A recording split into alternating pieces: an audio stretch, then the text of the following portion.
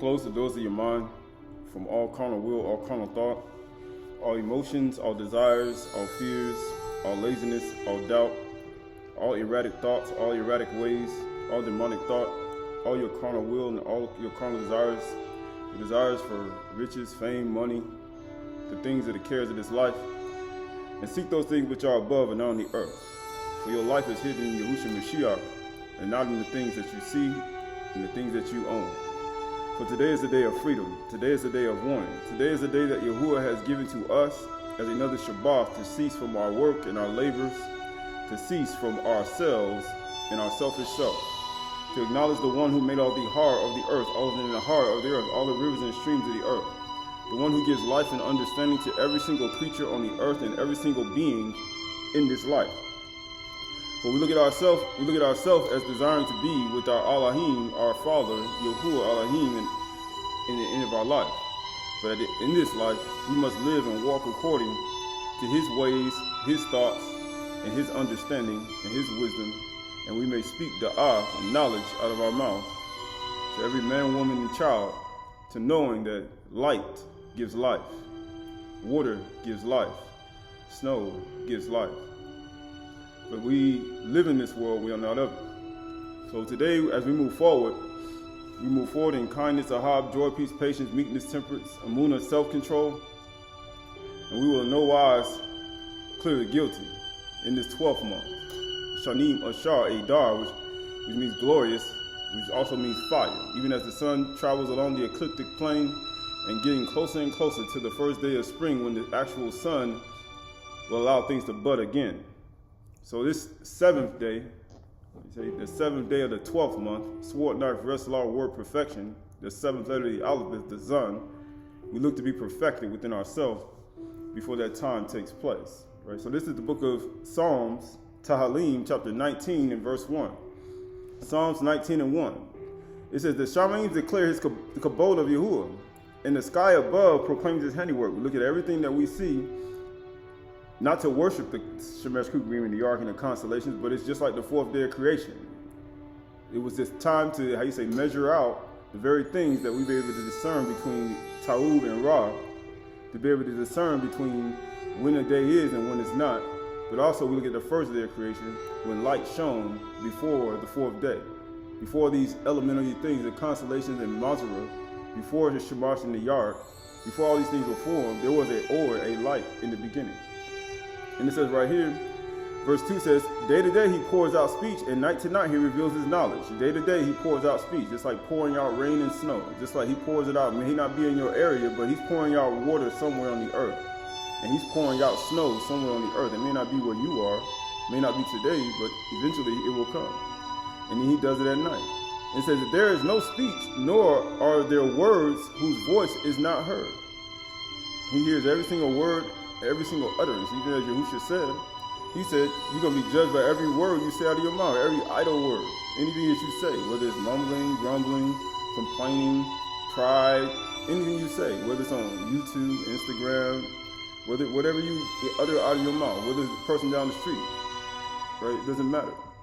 And it says, verse 4 says, their voice goes through all the earth, and their words to the end of the world. In them He has set a tent for the sun. If we look at ourselves as that body, that tent, that ahal, and as the sun travels along the ecliptic plane now and getting closer and closer to the 1st day of spring, understand what's happening on the inside of you. What's happening on the inside of you. Things are growing. Things are now starting to revive inside of you. Things are starting to getting ready to either show its beauty or to show its evil. Right? Verse 5 says, which comes out like a bridegroom leaving his chamber, and like a strong man runs its course with joy. Its rising is from the end of the Shamayims, and its circuit to the end of them. There is nothing hidden from its heat. Right, there's nothing hidden from it. Regardless, doesn't matter where you are.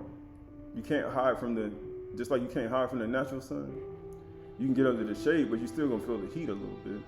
The same way you can't hide from the bar, right? Because nobody can hide from the heat, right? Nobody can. All right, so this is the book of Matthew. Matthew Yahu. Matthew Yahu. This is the book of Matthew, chapter, I think it's 25. Yeah, Matthew chapter 25, actually Luke chapter 12. Luke chapter 12, verse 32. Luke chapter 12, verse 32. Luke chapter 12, verse 32.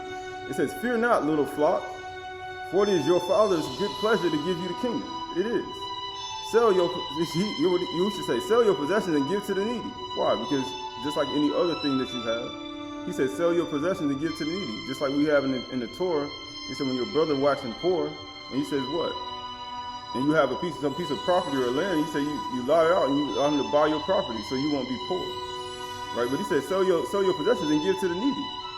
And he says, provide yourselves with money bags that do not grow old, and with a treasure in Shamayim that does not fail, where no thief approaches and no moth destroys.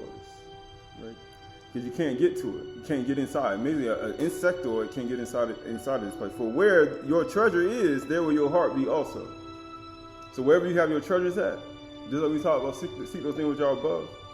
Either that, if you don't seek those things which are above, you're going to find yourself pretending. Right? You're going to be a pretender in Yahuwah's sight. Because Yahushua already came and gave us the words, things that we're supposed to do. And guess what? You'll be finding yourself being a pretender if you don't do these things. Because if your treasures are on Shama on the earth, you're going to find yourself doing things you should not do. And it says right here, stay dressed for action and keep your lamps burning. Why? You got to keep your menorah burning. You got to keep those 7 lamps burning. You got to keep those 7 celestial circles burning. You got to keep those 7 periods on fire. That's the whole goal. And then you got to store up for the winter to keep the celestial circles burning through the winter. Why? Because all this is all part of your cycles. And be like men and women, he says, who are waiting for their master to come home to the wedding feast, so that they may open the door to him at once when he knocks, when he comes and knocks, just at once. Like, man, I've been waiting this whole time. I can't wait. He said the joy. He said he comes out like a bridegroom leaving his chamber, like in joy. So he's in joy to see, but also you have to be in joy. But it says right here, Barak are those servants whom the master finds awake when he comes. He said, I'm going to find you awake. He'll find you sleeping. He said, you're going to be asleep when I come? He said, Barak who he finds awake. Why? He said, Barak who he finds awake when he comes. Truly I say to you, he will dress himself for service and hate them and have them recline at the table, and he will come and serve them. If he comes in the second watch, okay. We come in the second watch, right? Because even when we got watches of the night, we had watchmen on the wall. Right? You look at the first watch, second watch, third watch, fourth watch, fifth watch, sixth watch, seventh watch, eighth watch. We had, how you say, clock in, clock out. If you should come in the first watch or the second, right? If he should come, in the second watch or the third and finds them awake, Barak are those servants. Why? Because the second and third watch, nobody want to do that. He said, man, that's the night watch. Nobody wants to be. He said, out on the wall on the second and third watch, because that's at nighttime. But you know, that's the time when you want to just relax, close your eyes, go to sleep, right? You don't want to be up all night. And then guess what happens? Yahushua comes right in that time. He's like, why he coming around that time? Because that's the time where he comes and he talks. He said day and night he pours out his speech. Yahushua like, I'm a night person. I like to come at night when everybody relaxed, everybody's sleeping. I like to come during that time and tell you stuff. And guess what it says? He said like this. But know this, that if the master of the house had known the hour that the thief was coming, he would not have left his house to be broken into. Because when the thief coming at night, the second and third watch. How you say, the demons coming at night, second, third watch. They coming when you ain't least expecting. He said when you want to relax. He said they coming at night. He said you gotta sleep like a dog. You know how a dog sleeps on the side. As soon as they hear a noise, they pop up their head. Then they run outside. Or they run out the door. That's what dogs do. But at the same time, you start to see yourself as the protector, you have to be a protector of yourself and also other people. But it says right here, whether male or female. He said, you're supposed to be guard. You're supposed to be on guard. And it says right here, and it says that the thief is coming. He would not have left his house to be broken into, because that's what we do. We forsake our own body. We forsake our own house. We forsake our own thoughts. We forsake our own inner being. And then guess what? We get broken into. He said, you got broken into. Your house got broken into. You know why? He said, that's how pretenders get born. Because they broke into your house. They'll break in. Them 7 spirits. He said, man, the 8th spirit leaves and he brings 7 other ones more wicked than himself. He comes in the 2nd, 3rd watch. And you know what happens at that time? You know, we'll find ourselves not being on guard. And we say, you forsake your house and just let them just take it, huh? You let them take over your house, huh? You let them take over your body. And it says right here, you also must be ready, for the son of Adam, Yahuwah, the son of Yahuwah, is coming at an hour you do not expect. So the same way you got to watch them demons, them spirits coming, just put your lamps out. The same way, that's how Yahushua gonna come. He's like, I come just like that too. See, they're gonna come pretending to be me. That's what they're gonna do. They're gonna come pretending to be Yahushua Mashiach. They're gonna come pretending to me. You're gonna be like, man, is that Yahushua speaking? Is that him speaking to me? And then guess what? It won't be. But there's gonna be a knock at your door. You just gotta know which one it is. Why? Because it's a point. Right? This is the book of 1 Corinthians. There's a reason for all this. There is a reason. There is a reason. This is 1 Corinthians chapter 6. 1 Corinthians chapter 6, verse 17. 1 Corinthians chapter 6, verse 17. But he who is joined to Yahuwah becomes one ruach with him. That's exactly why he said, I'm coming just like a thief in the night, and I'm coming to knock on your door. Just like how them spirits come, they coming to be one with you too. 7 of them. Because the 8 bringing 7 other ones. And I want to be one with you. I want to take away your gentleness. I want to take away your gentleness and your self-control. In order for me to take away your self-control, I got to take away your gentleness. And he says right here, but he who is joined to Yahuwah is one ruach with him. Flee sexual immorality. When we talked about sexual immorality, we talked about fornication and adultery. We talked about having intercourse outside of marriage. Why? Because he says, flee from sexual immorality. Why? Because they found a way in. And amazingly, when do these acts take place? 2nd and 3rd watch of the night. Right? He said, every other sin a person commits outside the body. Everybody commit outside their body. But the sexual immorality, a person sins against his own body. He said, you don't forsook the house. He said, you forsook your own house. Because they come in the 2nd and 3rd watch. The thief come in the 2nd and 3rd watch. But then you forsook your house and you just gave it all up. And guess what he said? You sin against your own body. It ain't got nothing to do with Yahuwah. He said, you did that. You supposed to be on guard. Oh, you weren't on guard the 2nd, 3rd watch. So he's like, okay.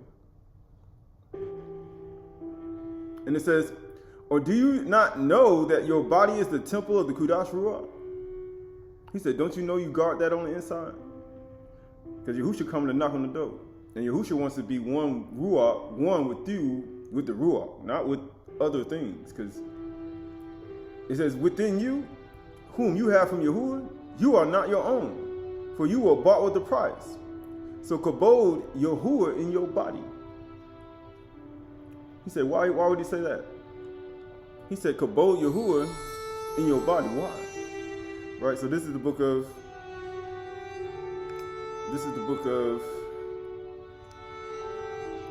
he said, kabod Yahuwah in your body. Kabod Yahuwah in your body, right? Right, so this is, let's see, going to Right, so this is the book of Numbers chapter 14. Numbers chapter 14, Bamidbar chapter 14, verse 32. Numbers chapter 14, verse 32. Numbers chapter 14, verse 32. Numbers 14, 32. And it says verse 30, actually 31. But your look, actually go to verse 29. Numbers 14, 28. Say to them, as I live, declares Yahuwah, what you have said in my hearing, I will do to you.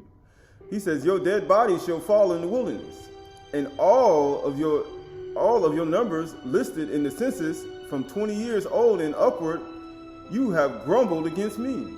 No one shall come into the land where I swore that I would make you dwell, except Qahalath and son of Yafunah and Yahusha the son of Nun. But your little ones, who you said will become prey, I will bring in, and they shall know the land that you have rejected. We just talked. Yahusha just talked about. Oh, you forsook the house. You rejected it. Cause remember, he said you were supposed to be on guard in the second, third watch, and you said you rejected the house. You allowed them people. You allowed them things to come in, and that's what you did. You done said something against Yahuwah. He said you allowed something to come in, and you said some things. You grumbled against me. Yahuwah, like you did that to me.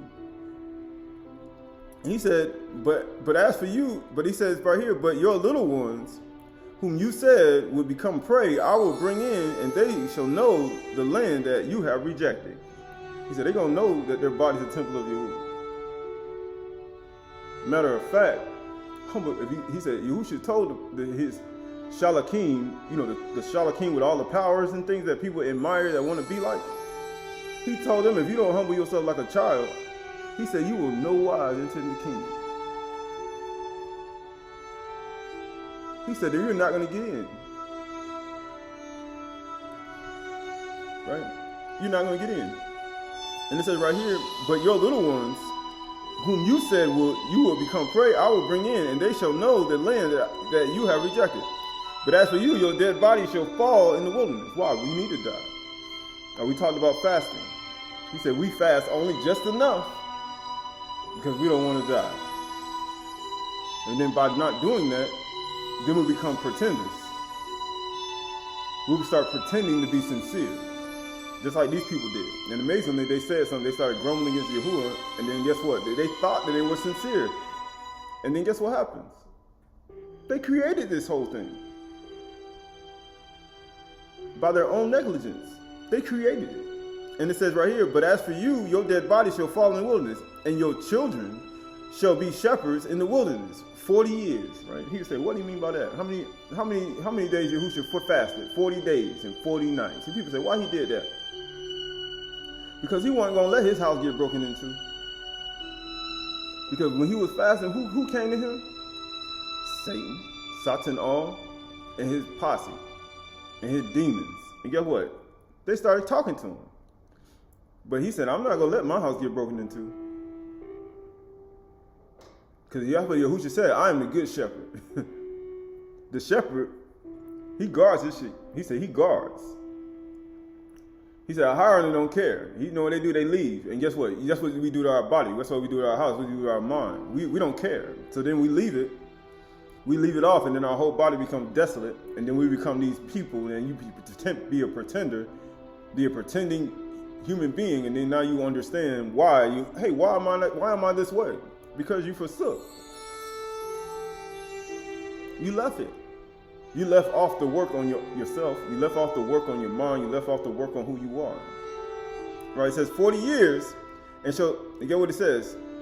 And your children shall be shepherds in the wilderness 40 years, and shall suffer for your faithlessness. Now you see why. The iniquity of fathers fall upon the children. The sins of Jeroboam fall on his son.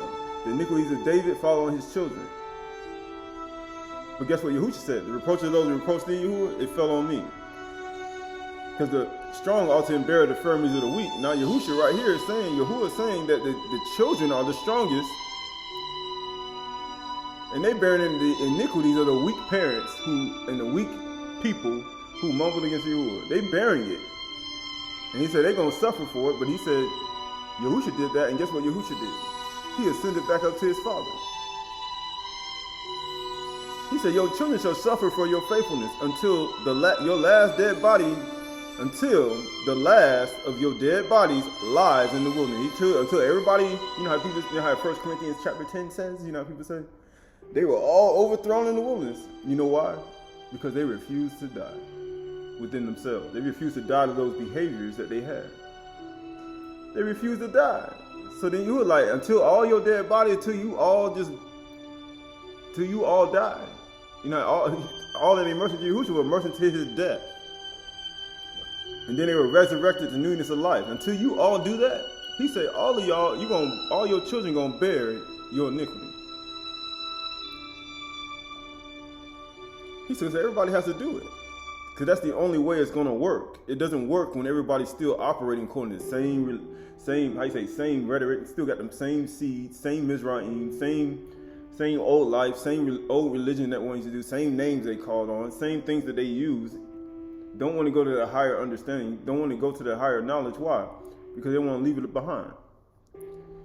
They don't want to leave Mizraim behind. Because Mizraim knowledge, that thing, it do something to you. It make your flesh stronger, but that higher knowledge make your flesh irrelevant. Verse 34, according to the number of the days in which you spied out the land. So he's saying, according to the number of days you spied out the land. And get what? 40 days. Why do you think Yahushua was fasting 48 and 49? Because all the people weren't dead. They were not. They refused to follow what he said. They refused it. Up until the point where they see some giants. Till they see an obstacle that's hard to overcome. According to the number of the days that you spot out the land, 40 days, a year for each day. Now you see why he said when Yahuwah tell you to spot the land for your inheritance, it's the difference between you spot out the land and then you don't want to take your inheritance. So then Yahuwah see you as a dishonest person. You came to spot the land. You ain't even trying to do what I said. Just like Yusuf was like, hold up, you over here, are y'all honest men? You come to spot the land, ain't you? You honest people, right? But then guess what? When Yahuwah tell you to spot the land, it's for his purpose, and then guess what? Then you don't want to do it, then he say, okay, I consider you dishonest people. Because you ain't trying to go and fulfill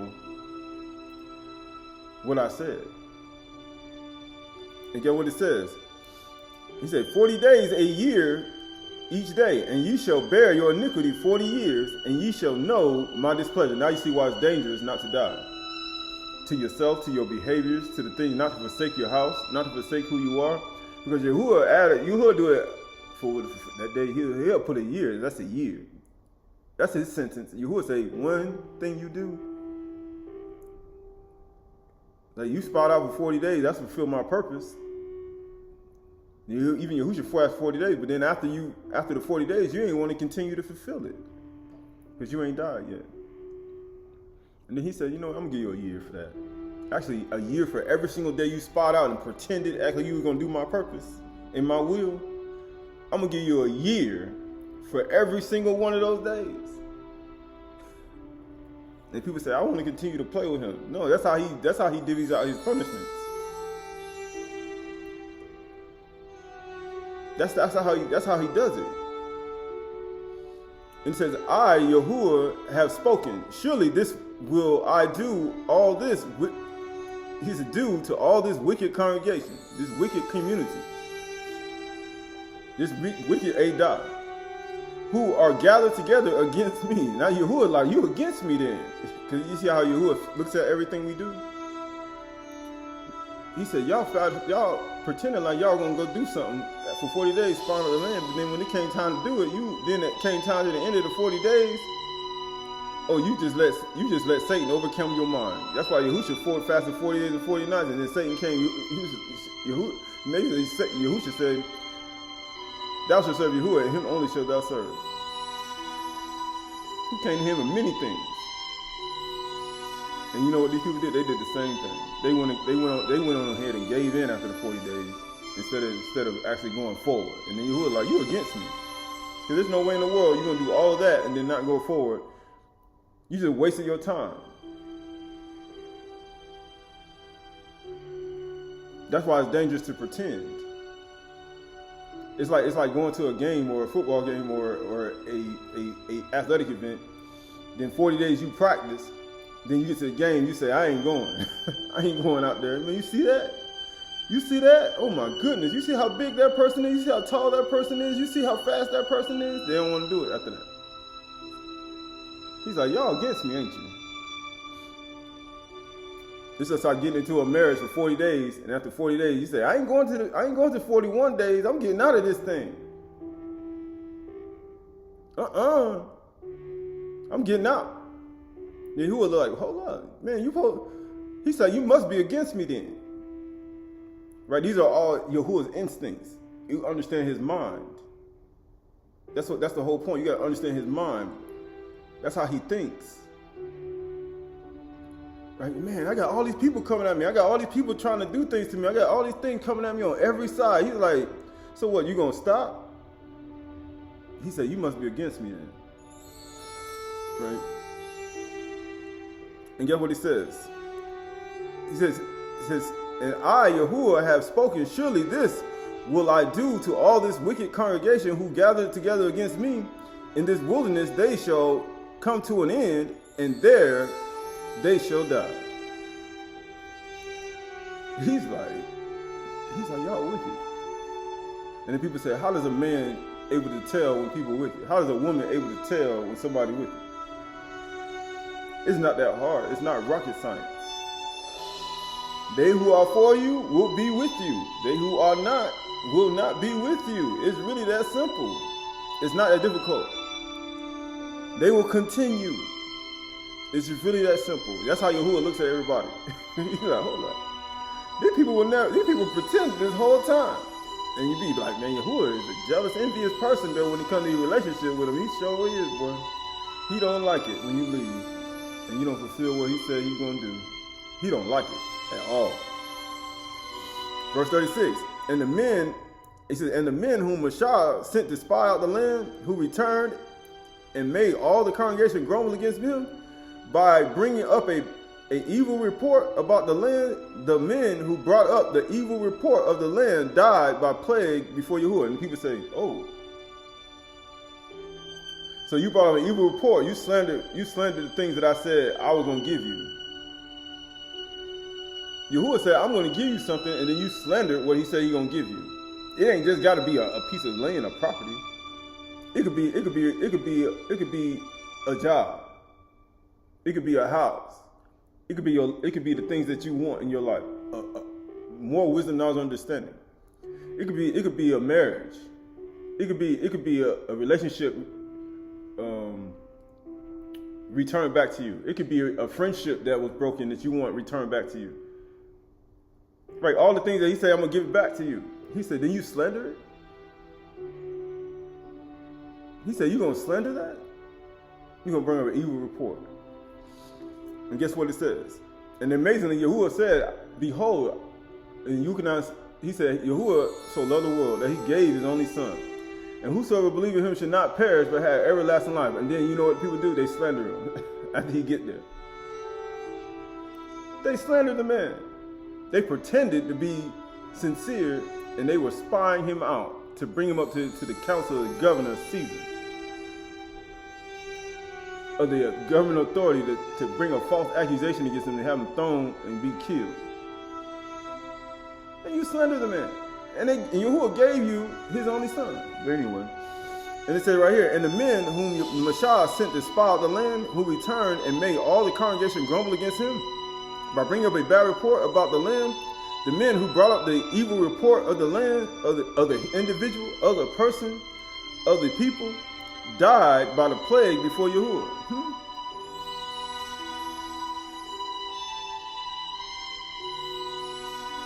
Of those men whom went to spy out the land, only Yahusha, the son of Nun, and Caleb, the son of Yaphanah, remained alive. That's why you need to be honest when you do things. That's why. Don't pretend. See, Caleb would mean a dog, attack dog also, but also mean Yahusha. You know, Yahusha means like salvation, but you know that he said, man, you know what?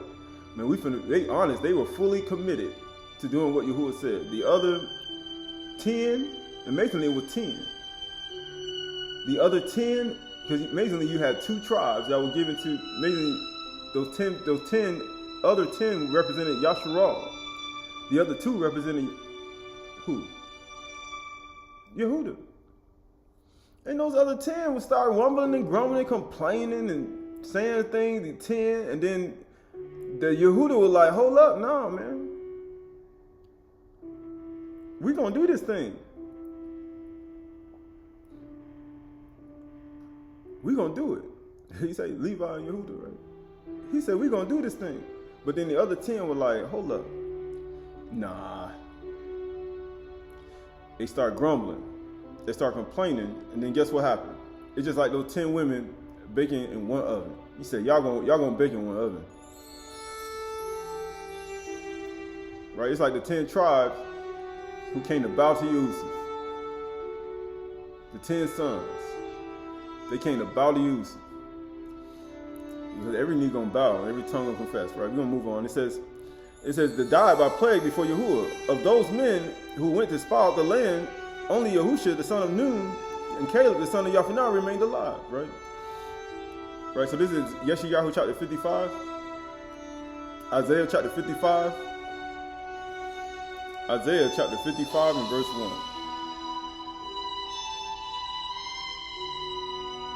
Isaiah 55 and 1. It says, come, everyone who thirsts, come to the waters, and he who has no money, come and buy and eat. Why? Because you're supposed to sell all your possessions and give to the poor.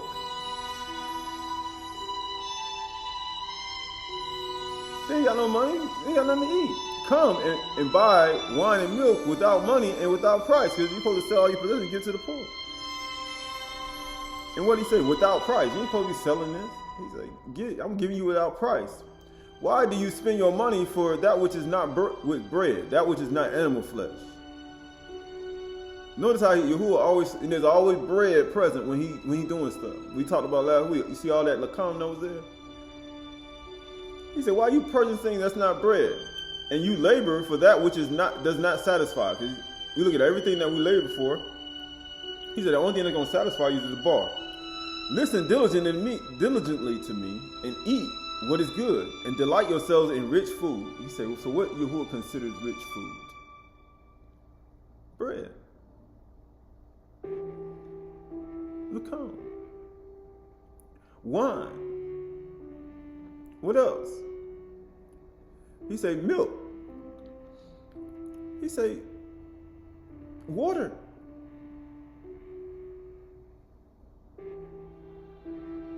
Right, he said, man, it's real simple. It ain't got like 85 different ingredients in it with 10 different triglyceride and chlorcrustolite and all these other different names in it. Right, it ain't got none of that.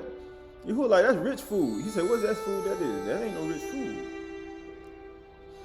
And it said right here, listen diligently to me and eat what is good and delight yourselves in rich food. Incline your ear and come to me.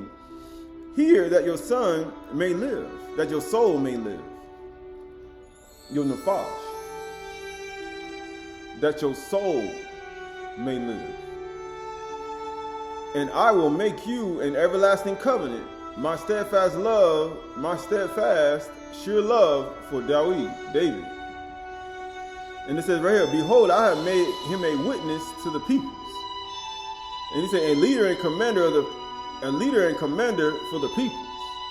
Behold, you shall call a nation that you do not know. Why do you think he compares David to? Why do you think he looks at David, but he says you're gonna call all? He said you a sure covenant with David. Why? Because it was evident that our master Yahusha sprang out of Yehuda. That's why he says that.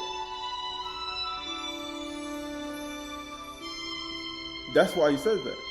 Because when David sinned with Bathsheba, there was a son that died. The innocent child died, and that son was Yahushua Mashiach. Because because his sin didn't die inside of him when it needed to. When it needed to, before he committed the act, then all the sin fell on his son. And it says right here, behold, skipping down, verse 6, seek Yahuwah while he may be found. Call upon him while he is near. Let the wicked forsake his way, and the unrighteous man his thoughts. Because that's where it takes place at. In your mind. Grumbling takes place in your mind. Mumbling takes place in your mind. Forsaking your house in your mind, it takes place in your thoughts. Your makashapa. Let him return to Yahuwah that he may have compassion on him. He said you got to return your mind to him, your consciousness. And he'll have compassion on you. You know how you going to have compassion? We talked about it last week. You got to acknowledge your sins and transgressions. Because if you don't, your silence is going to consume you. How you going to get all this stuff out your mind? You got to confess it all. I got to get all this out of my mind. I got to get all this out of my conscience. You got to confess it all. I got to confess all the mumbling and grumbling, complaining from birth to present. I got to confess all the things that he say, all the pretending that one has done from birth to present. From your natural birth to present. You pretended throughout your whole life. Because if you don't confess all of it, you're going to bring it in to your future. If you don't confess all the mumbling and grumbling, complaining that you did throughout your life, then you're going to bring it into your future. How you going to get it all out? You got to break up, you got to pull up, how you going to pull up a big giant thing you got hid all the way deep, about 30 feet in your field, and you got to dig a hole. Because you know where it's at. Because people say, I don't know where it's at. Yes, you do. You know where it's at. I don't know where it's at. But he said, you got to dig it out. And he said, I got to dig. Then on your way down, you're going to find, man, I remember that. You see that thing right there in the dirt?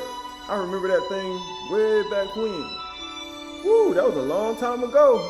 Man, I remember that one. Man, remember when I started doing that and I complained about that? Man, I remember that. I complained about that too.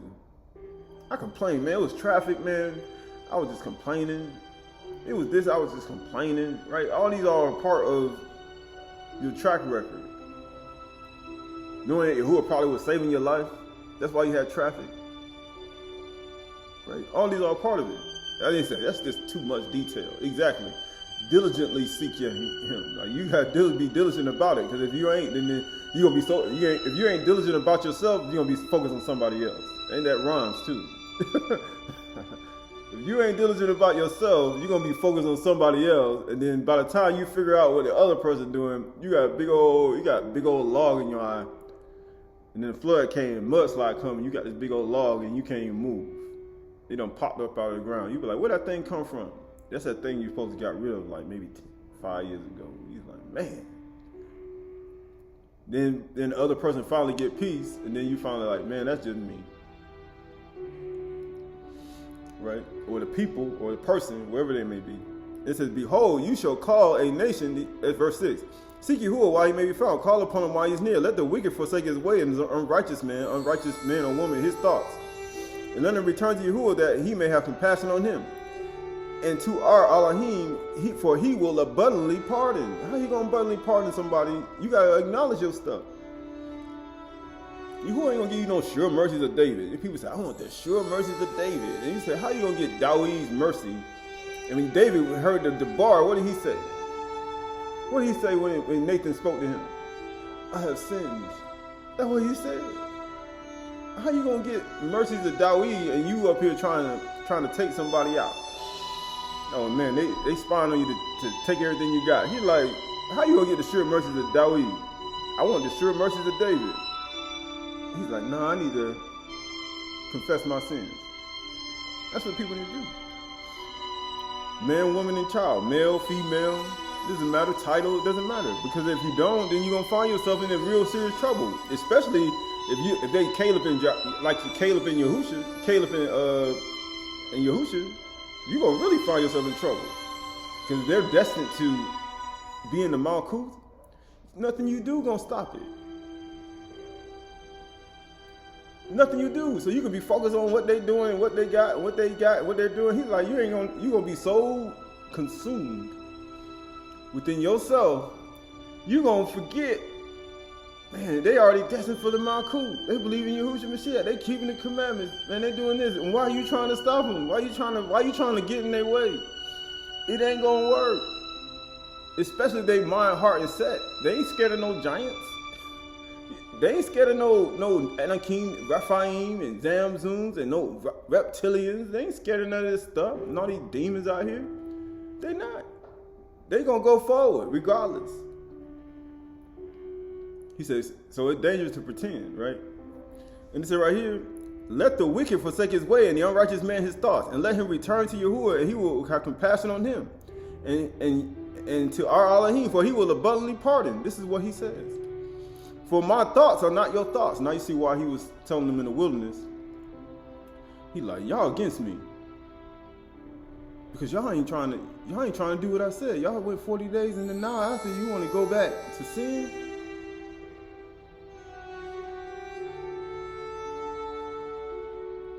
Right? Like, so you gotta look at that. And it says, neither are your ways my ways, declare Yahuwah. Why you think Yahuwah like y'all against me? Y'all spot out there for 40 days and y'all don't want to go get things I said I was gonna give you. You slandered me after that. I gave you my only son, and then now you slander me. Now you don't want the inheritance anymore. And get what he says. For as heavens are higher than the earth, so Yahuwah way higher. As the Shamayim are higher than the earth, so are my ways higher than your ways, and my thoughts from your thoughts. So Yahuwah is way higher than your thoughts. Now how you think? I'm gonna read this book and just read it like this. Yahuwah like, the way you read it, you ain't reading it properly, right? Just like this, right? This is the book of Matthew.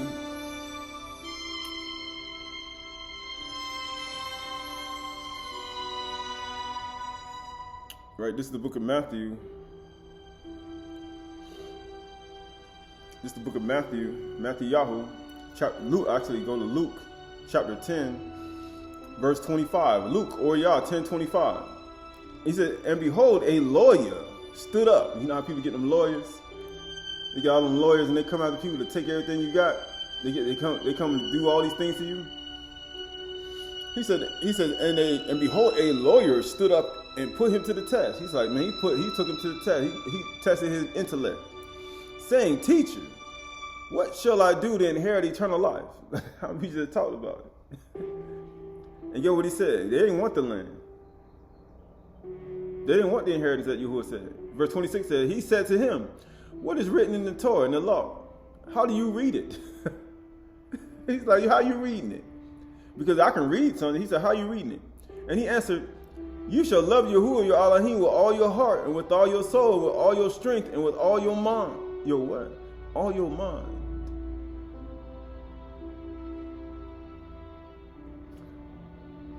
So y'all want to grumble against me? Y'all against me then. Because if you love me with all your mind, you wouldn't be scared. You wouldn't be scared. I'm like, we're like grasshoppers in their sight. It's too hard. He said, hold up. You don't love me with all your mind. Y'all against me. Y'all against me. Right? That's how Yahuwah thinks. That's how his son thinks. He said, you against me because you don't want to go forward. He says, and your neighbor as yourself. He said, look, with all your mind, and your neighbor as yourself. You know, all those men who came up and made everybody else grumble. So they brought death. Those 10 brought death, and then guess what? They made other people get punished too as well. Because they ain't love their neighbor as they love themselves. So all the 10 mumbling, grumbling, complaining, those 10 heads, those 10 tribes that Yahuwah chose, they started complaining to the rest of the people, and then you know what they just did? They didn't love their neighbors, they loved themselves, because everybody got punished because of them. Because they caused everybody to say things against Yahuwah himself. And he said to him, you have answered correctly. Do this and you will live. Did those people that Yahuwah said they're going to live in the wilderness? He didn't say it. He said they're going to die. He said, see, all your dead bodies are in the wilderness. He said, you know what? Y'all gonna get out of here. I'm getting rid of y'all. And your little ones that you said weren't gonna enter in, they gonna get it. But they gonna bear your iniquity though. He said, you answered correctly. Because you know why? Because I'm reading it properly. You sure right. You are very right. He says, verse 29 says, but he desired to justify himself. You know how it is. Yahuwah will give you a sentence. He'd be like, no, no. You're trying to justify yourself. He said to Yahushua, who is my neighbor? You know how people say. You're trying to justify who you are and what you do and all the things you did. Yahushua replied, a man was going from Jerusalem to Jericho, and he fell among robbers, who stripped him and beat him and departed, leaving him half dead.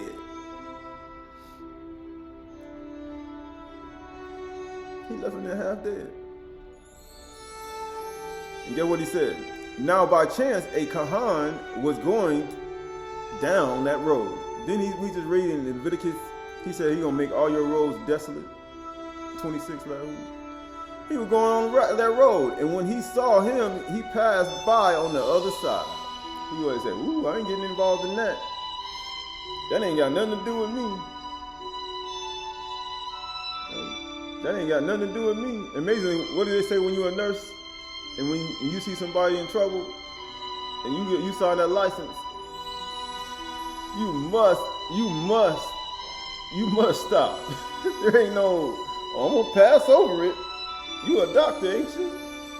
You supposed to be a lawyer, a doctor of the law, like a Kahan. He said you must.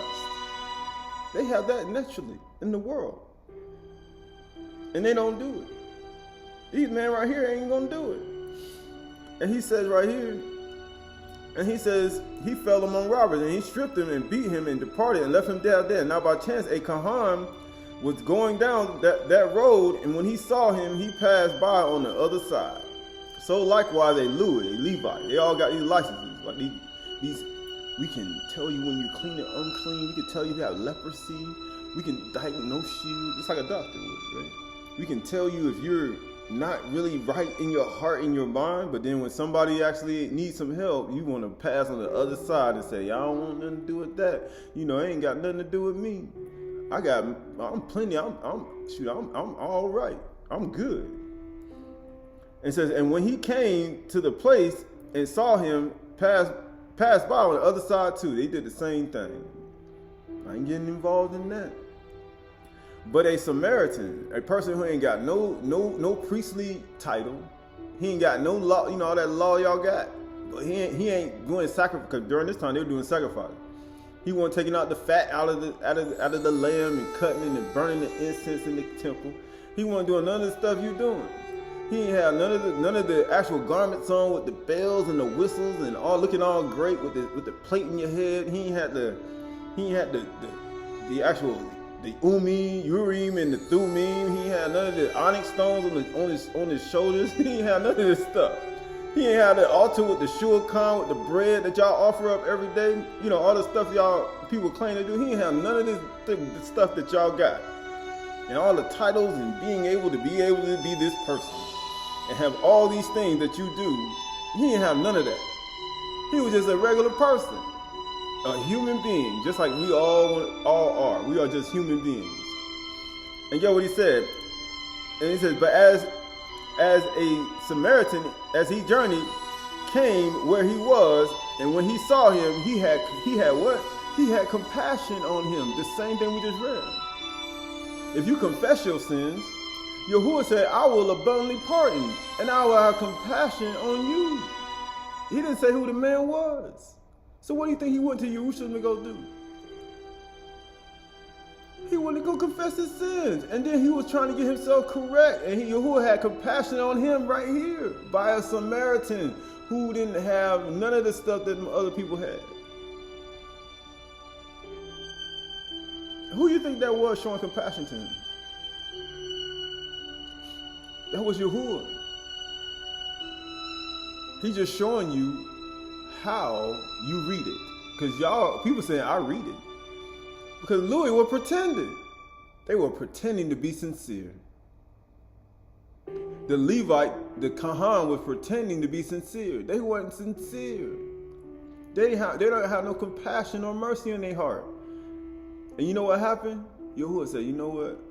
I'm going to use a regular person who ain't got none of that stuff that you do. Who ain't had to rod that buddy with the ZZ, with the buddy coming out that everybody was grumbling about. He ain't had none of that. He said, I'm going to use somebody that don't even got that. And I'm going to help that person to show compassion. And guess what he said? And he went to him and bound up his wounds, pouring oil and wine. Oh, didn't we just talk about that? He said, come and buy without a price. Buy oil. He said, get some wine and some milk and some bread without a price. Come eat from me. And get what he said? Then he set him on his own animal and brought him to an inn and took care of him. That's how you know Yahuwah got compassion on you. It ain't when somebody, you got all this stuff. It's like when you get beat down to the ground. When you ain't got nothing and you get robbed and everybody take everything you got and you beat down. And he said, that's how you know. He said, comparing Ruach things with Ruach things, discerning between good and evil. That's what Yahushua was trying to show people. I'm showing you the difference between good and evil. And he says, then he set him on his own animal and brought him to an inn and took care of him. And the next day he took out 2 denarii and gave them to the innkeeper and said, take care of him, and whatever more you spend, I will repay when I come back. I'm gonna take care of the bill. I'm gonna take care of the bill. That's how much compassion Yahuwah had on this man. And guess what he said? And whatever more you spend, I will repay you when I come back. And it says 36. Which of these 3 do you think proved to be the neighbor to the man who fell among robbers? Who you think? Because sometimes some people will help you, and sometimes people won't. But he said, who proved to be the neighbor? Who was a better person? Like, we choose. Discern. He says, that's how he's trying to do. He said, do you think, he says, which of these 3 do you think proved to be a neighbor to the man who fell among robbers? He said, the one who showed mercy. The one who showed mercy and compassion. Just like Yeshayahu 55. Because my thoughts are not your thoughts. My ways are not your ways. Even as the Shamayim is to the earth, so are my ways from your ways. And my thoughts from your thoughts. Right? That's how he operates. And he said, the one who showed mercy. And Yahushua said to him, you go and do likewise. And don't be like the Louis guy and the Kahan who passed to the other side and didn't want to do anything and help. With all that bells and whistles they had on with the pomegranates on. They had the pomegranates on and everything they had. Got all the tithe money, how you say, the money for the temple. They got all the money for the temple. They got all the things that they need. They look good. But when it came time to do something for somebody just on the ground, they ain't want to do nothing. And this is a common practice today. Why? Because that's just the way mankind is, right? So this is the book of Bereshit, Genesis chapter 6 and 1. Genesis chapter 6 and 5. And it says, and Yahuwah saw that the wickedness of Adam, man, was great in the earth, and that every intention and thoughts of his heart was evil continually. Every intention of his yetzer and his imaginations for thought were evil continually. Yahuwah regretted that he had made man on the earth. What do you think he was thinking about them Luai and Levi in that time? He regretted that they were made priests. And they were supposed to be representing him. He regretted it. And get what he did? That he had made man on the earth. And it grieved him in his heart. It grieved him. Why do you think he said, y'all against me when they were in the wilderness? It grieved him in his heart. And it says, so Yahuwah said, I will blot out man whom I have created on the face of the land. Why do you think he said, I'm going to have all your in the wilderness, I'm going to put all you bodies on the ground? Because it grieved him in his heart that people did that. I can't believe y'all did that to me. I brought y'all to Mizraim. I'm your husband. I married you. And then what you do? You don't want to go forward anymore? You don't want to go all over it anymore? You don't want to move forward with the relationship anymore? You get ready to get the land. You get ready to get what I said I was going to give you because I'm a man of my word. He said, you're getting ready to get it, so you don't want it anymore? I provided for you. I gave you everything you need. I paid for this. I paid for that. I paid the price. And all you do is just mumble and grumble in the wilderness. And then when you finally get to the place, you mumble and grumble against it again. He said, you know what? I'm going to focus on your children. And Joshua and the people like Joshua and Caleb, I'm going to let them go. But until you all die to your behaviors, he said, you won't get in. And become like children, he said you won't. That's whether male or female. They say married or single. Right? People say. They say. And it said right here, and Yahuwah regretted that he had made man on the earth, Adam, and grieved him to his heart. So Yahuwah said, I will blot out man whom I have created from the face of the land. Man, the animal, and creeping things, and birds of the Shamayims, for I am sorry that I have made them. But Nuach found favor in the eyes of Yahuwah. He found mercy. Why do you think the two Kohanim that went and passed by the other side, Yahuwah like, who did better? Who was the person that was good to his neighbor? He's like the Samaritan, the one who showed mercy. He said, that's the person I'm going to pick. That's the person I'm going to pick. Because the person that showed mercy. The person that found mercy. Because in order for you to find mercy, you got to find somebody who needs some mercy and compassion in their life. But when you encounter somebody, that's the only way you're going to find mercy. That's the only way you're going to find compassion. When you see somebody that's in need of something, or is in need of help, that needs something, or that you can provide something that can help them, and when you do it, you found mercy. You found compassion in Yahuwah's sight, and you ain't gonna grieve him. So why would Yahuwah be grieved with somebody who do that? Even Yahushua wasn't like that, because the son can do only what his father do. Whatever the father does, the son does likewise. But you know what people come. You know what people come to do. They come to destroy the image of the father, so the son has nothing to mimic. The son and the daughter have nothing to mimic. And that's what people do. Because they want their image to look greater than the father. And when you try to make your image look greater than the father, you be like them Levites and them priests over there. You be just like them Levites. Them Louis, during that time Yahushua was talking, you be like them. And you won't be like the Samaritan. And that's what happens, right? So this is the book of, because you be pretending like them. Right, so this is the book of Genesis, chapter 3, verse 1. The book of Bereshit, Genesis, chapter 3, verse 1. Now the serpent in the cosmos was more crafty than any other beast of the field that Yahuwah Elohim had made. He said he was a chief pretender. You know what you say? They were more crafty, just like them people came to Joshua, and just like the woman came to Ahijah, right? They were crafty. Just like Amnon came to the virgin. They were crafty.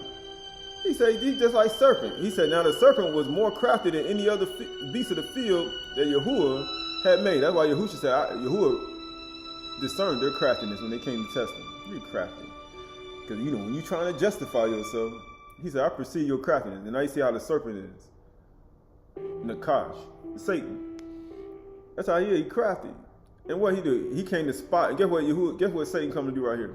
And he said to the woman, did Yahuwah actually say to you, did Yahuwah, let's say, and he said to the woman, Did Yahuwah Elohim actually say to you, ye shall not eat of any tree of the garden? Why he doing that? He being crafty. Just like he came to Yahusha, being crafty, asking you questions to test you. It's the same thing. Whether male or female, he being crafty. That's why you got to put Yahusha on. He said, I don't need to know the Torah. I don't need to know what's written. I don't need to read it properly. Yes, you do. Because if you don't, you're going to find yourself in a situation where Satan come to test you on what you know, and you're going to fail. In the second and third watch. You're going to fail. And he said, did you actually say it? And he said to the woman, did Elohim actually say you shall not eat of every tree of the garden?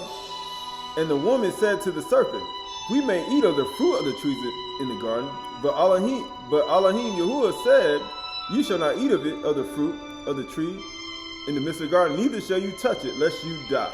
Now you see why don't people die in the wilderness. People saying, why Satan coming in this form to test you? Because he's trying to catch you in something you say. The same thing that happened to Yahusha when the men came to test him and spoil his land because he's free. Yahusha is free. This woman right here, Kawua in the garden, is free. She is free. You know how he said they come to spoil our freedom in Yahushua Mashiach? She's free. And guess what they're doing? They testing you. Man, you need to get some, you know how people come, they send you a DM, they be like, or they send you a message, or they come to you and they be like, man, I'm gonna give you some edification. Because you don't know. And being that you don't know, guess what happens? The cost gets you. And you won't even know it. He come to test you to see if you know. And amazing when you get married, remember, Adam just got joined to this woman. Bone of our bone, flesh of my flesh, she shall be called Ashar. Amazingly, Satan is coming to spy out your marriage too. And he ain't honest too. They crafty. Matter of fact, they pretending. He pretending to be sincere. Right here. And by pretending to be sincere, they found a way in. That's why you go to your little thing. They be saying to you, put him first. It's all fake marriages. These are the fake marriages of the world today. Put him first now. They get the mic. Put him first in everything you do. They be crafty. They don't even believe. They pretending. They be like, we know you are a good couple. All these are the fake things that people say. But when anything go wrong, guess what them people do? They turn into you find all them people, they become the Satan himself. Right? You become a proverb and a byword. That's what you become. Because you know why you become a proverb and a byword? Because you ain't know the Torah. And guess what? Being that you didn't know it, and being that you ain't know the Torah, you know what happens? You become a proverb and a byword because you transgressed against Yahuwah. And you guess what you did? You entertained the very serpent, and you ain't even know it. And it says right here, and it says, and you shall eat. And it says, and the woman said to the serpent, we may eat of the fruit of the trees of the garden, but Elohim has said, you shall not eat of the fruit of the tree, neither the fruit of the tree that is in the midst of the garden, neither shall you touch it, lest you die. But the Nakash said to the woman, you shall not surely die. There go his bread. There go his bread. And you know what's going to happen when you eat that bread, because he a liar. And you take him in for visions. Is she asking for permission to even talk to him? Is she even asking for permission for Yahuwah to even entertain this? He's saying, who is this person, Yahuwah? And it says, but the serpent said to the woman, you shall not surely die, because he just like the old man in the wilderness. He just like the young man trying to turn you aside from the commandments of Yahuwah, just like Abraham. And Abraham said, this is that Satan. This is that Satan. That's who he is. He's Satan all. He's a tough. He said a Malachi, a magician sorcerer who try to separate you from your husband, from your wife, for your wives, your household. That's who he is. He Asmodeus. Destroy fidelity, destroy your household. It says, but the serpent said to the woman, You will not surely die, for Yahuwah knows that when you eat of it, your eyes will be open, and you will be like Yahuwah, Elohim, knowing good and evil. And that's true. But when you know good and evil, and you just got married, then guess what's gonna happen? You have a lot of problems. Because usually when you do it, he said, man, you all you know is good about a person. But then when you know good and evil, you know what happens. Because in the beginning stages, everything's good. That's all I know is the good about a person. But when you start knowing good and evil, then you start to find the evil stuff about a person. You be like, then you have a problem. You be like Yahuwah. Y'all against me. You must be against me then. Like you can turn between good and evil now. Because before all you saw was the good in the person. But then you see the evil part of the person. Then now you start to change up. And you start to switch up. And now you become tossed between two opinions. And you become tossed to and fro by everyone's doctrine that people say about your relationship, or your husband, your wife, your children, your family, your things, the things you got going on. You become stuck between two opinions, and now you don't. I don't know. And then guess what happens? And it says, but the serpent said, and it said right here, for Elohim knows that when you eat of it, your eyes will be open, and you will be able to be like Yahuwah, Elohim, knowing good and evil. So when the woman saw that the tree was good for food, and that it was a delight to the eyes, it was good. It was delight to the eyes, and that the tree was to be desired to make one wise. She took of its fruit and ate, and she also gave some to her husband who was with her, and he ate.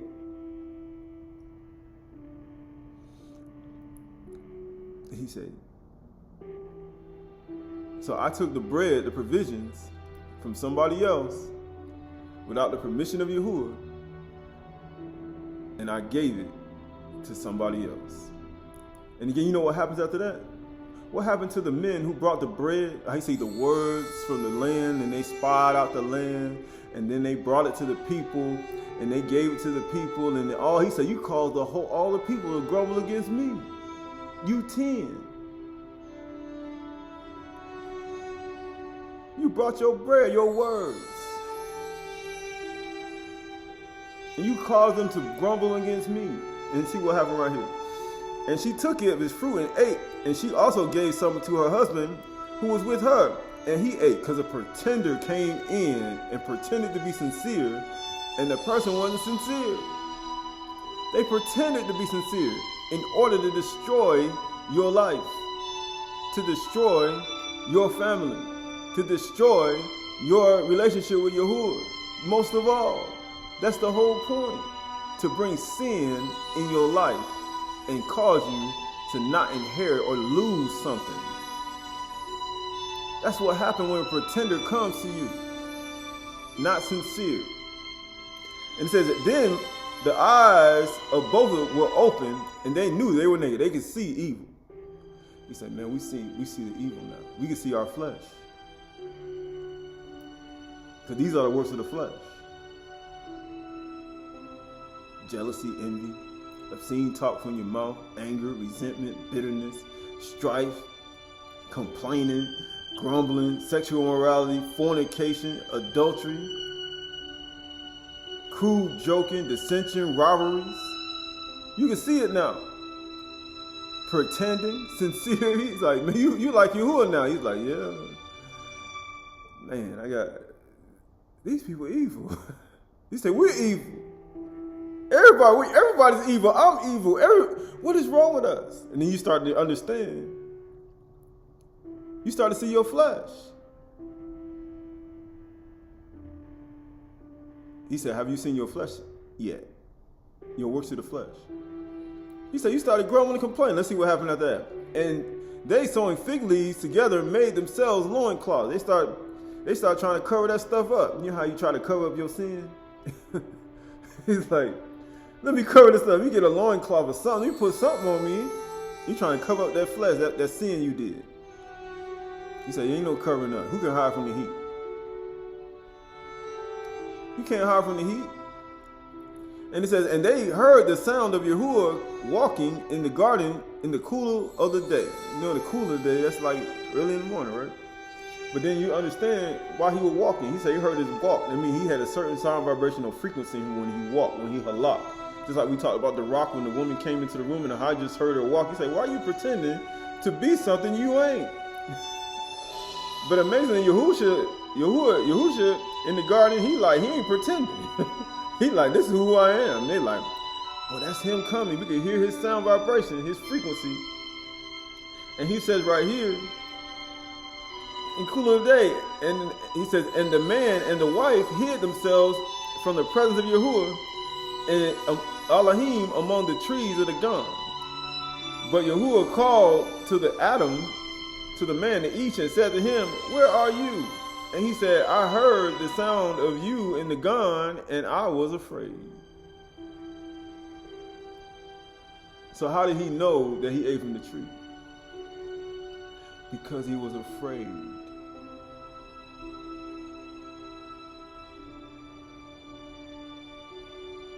Because that's one of the things that come with eating from the tree of the knowledge of good and evil. Because he was afraid. Because fear hath torment. And they that fear cannot be made perfect. Because it has torment. Because what happens when you fear? When they went to go spy the land, they feared the giants. They feared the Anakim. They feared the Rephaim. They were like grasshoppers. And what happened after that? They brought back an evil report, and the men caused the people to mumble and grumble because they were afraid.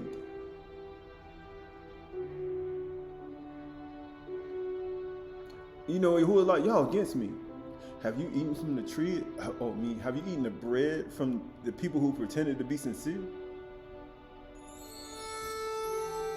Yeah, you ate from it. And it says right here, he said, I was afraid because I was naked and I hid myself. Because I was afraid that I could see my flesh now. And you came up on me on a day when I was unaware, second and third watch. You know how he say, who go find those servants awake? Barak are those servants. He said, you came on a time where I wasn't even expecting it. Barak are those servants, right? And make sure you dress for action. But he said, look what you got on. Because they were already clothed, they just didn't know it yet. That's why Satan came with pretending to unclothe them. And it said right here, have you eaten from the tree, that which I commanded you not to eat? The man said, the woman whom you gave me. Now he started mumbling and grumbling and complaining. They started mumbling, grumbling, and complaining. They started complaining about the people that you gave me. He said, the woman that you gave with me, she gave me the fruit of the tree, and I ate. Now you started blaming other people. You started blaming other people. And again, what he said. Then Yahuwah Elohim said to the woman, what is it that you have done? Did Yahuwah say, why are you blaming her? Yahuwah is doing a diligent search. Because this is what happens when you get the knowledge of good and evil. This is what happens when you get a false tongue. And he said, now you're going good and evil. And he says, then Yahuwah Elohim said to the woman, what is it? He said, what is this that you have done? So he want everybody to just admit they're wrong. Just confess what you did. Adam would have said, man, I ate from the tree that you command me not to eat from. And then he said, what did you do, woman? The serpent deceived me and I ate. But then Yahushua going to be like, when he come back, didn't I tell you that let no man deceive you by any means? Let no pretender deceive you by any means. Didn't I say that to you already? Amazing, that's a commandment that Yahushua gave you already to us. He already did that. So you think when he come back, he's going to repeat what he said. Didn't I tell you let no man deceive you by any means? No man, woman, child, no pastor, no teacher, no Levite, no Louis, no tribes. These people that do evil, didn't I tell you not to let no other erratic religions and all these things? Didn't I tell you let nobody deceive you by any means? Didn't I tell you that? He said that in Matthew 24. And get what he said. Then Yahuwah said to the serpent, because you have done this. So then now he like, okay. I got all this stuff. He said, okay, so the pretender. So being that you have done this, you mean those men who brought back the pretended, who's going to go into the land that actually think they were going to take the land, and they brought back an evil report of the inheritance, and they slandered Yahuwah's words, and then they brought it back to the people and had them sin. He said, because you have done this, cursed are you above all livestock. Didn't he say that to the people who deceived Joshua and them last week? Joshua? Yeah, Joshua said, y'all are cursed. Didn't he say that to them? He said, the only thing you're going to be is a draw of water and cutters of wood. Didn't he say that to you? He said, because they pretended. He said, cursed are you above livestock and above all the beasts of the field. He said, you cursed.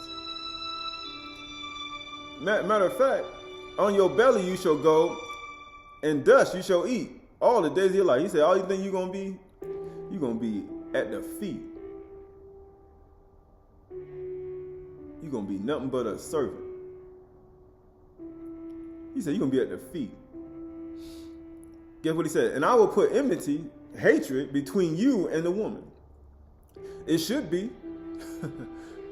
When a pretender comes into your life, when a nakash, when he comes to try to get you to commit adultery and fornication and all this stuff, he should be at enmity. You should be at enmity with him.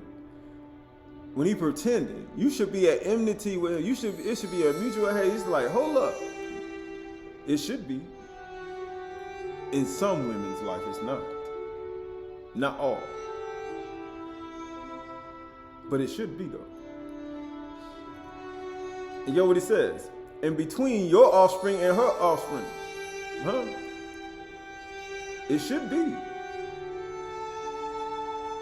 So I'm gonna give you my offspring, gonna marry your offspring, and you are pretenders, and you are a pretender, and you are not sincere, and you seek to turn people away from serving Yahuwah and keeping his commandment. He's like, hold up, I'm not. You should be, though. It should be that way. It should be that way. For some women, it's that way. Not for all. And it says right here, and between your offspring and her offspring, he shall bruise your head, and you shall bruise his heel. Because you're going to always be at the feet. But you know what people want to do? Women, they want to trade places. I want to be at the feet. He said, I want to be at Satan's feet. Now he said Satan should be at your feet. But they say, I want to be at Satan's feet. You know how they do? And there's a lot of Satan alls out here. There's a lot of Mustamas out top, as Modius out here. And the women be screaming their name. They be going crazy and don't even knowing you at this man's feet. And when he should be at your feet. And Satan should be at your feet.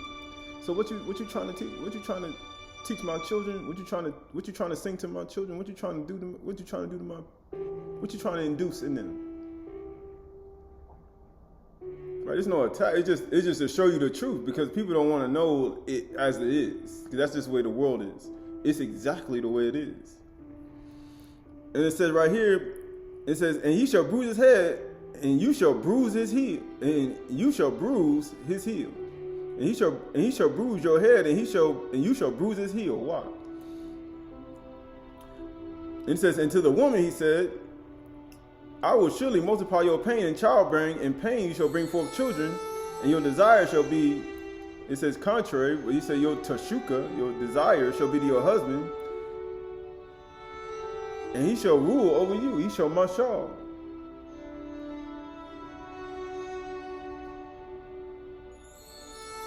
He said, why is this? Because before all this happened, this didn't even exist. This punishment didn't even exist. And he said, why is it so much of a fight? It's because this is punishment. That's the whole point. Because these are all, you know why it's so hard? Because people try to justify themselves. Just like Yahushua say, who was the actual better Samaritan? Who was the better neighbor? He said the one who showed mercy and compassion.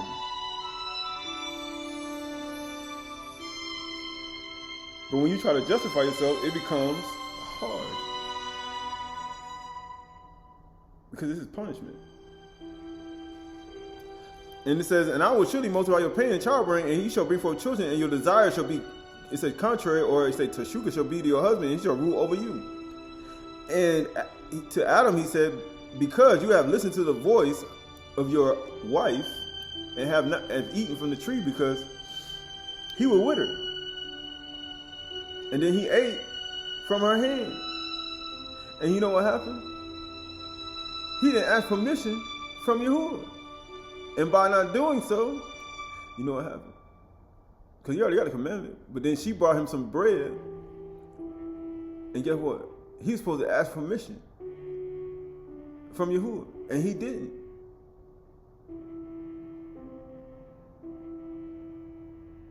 Same thing them people did in Joshua. The same thing. Amnon refused to ask the king, and the woman already told him. Amazingly, she wasn't like Hur. She like, hey, you know what? You better ask the king. He will not withhold me from you. You know what? He didn't want to go do it. He didn't want to ask Yahuwah.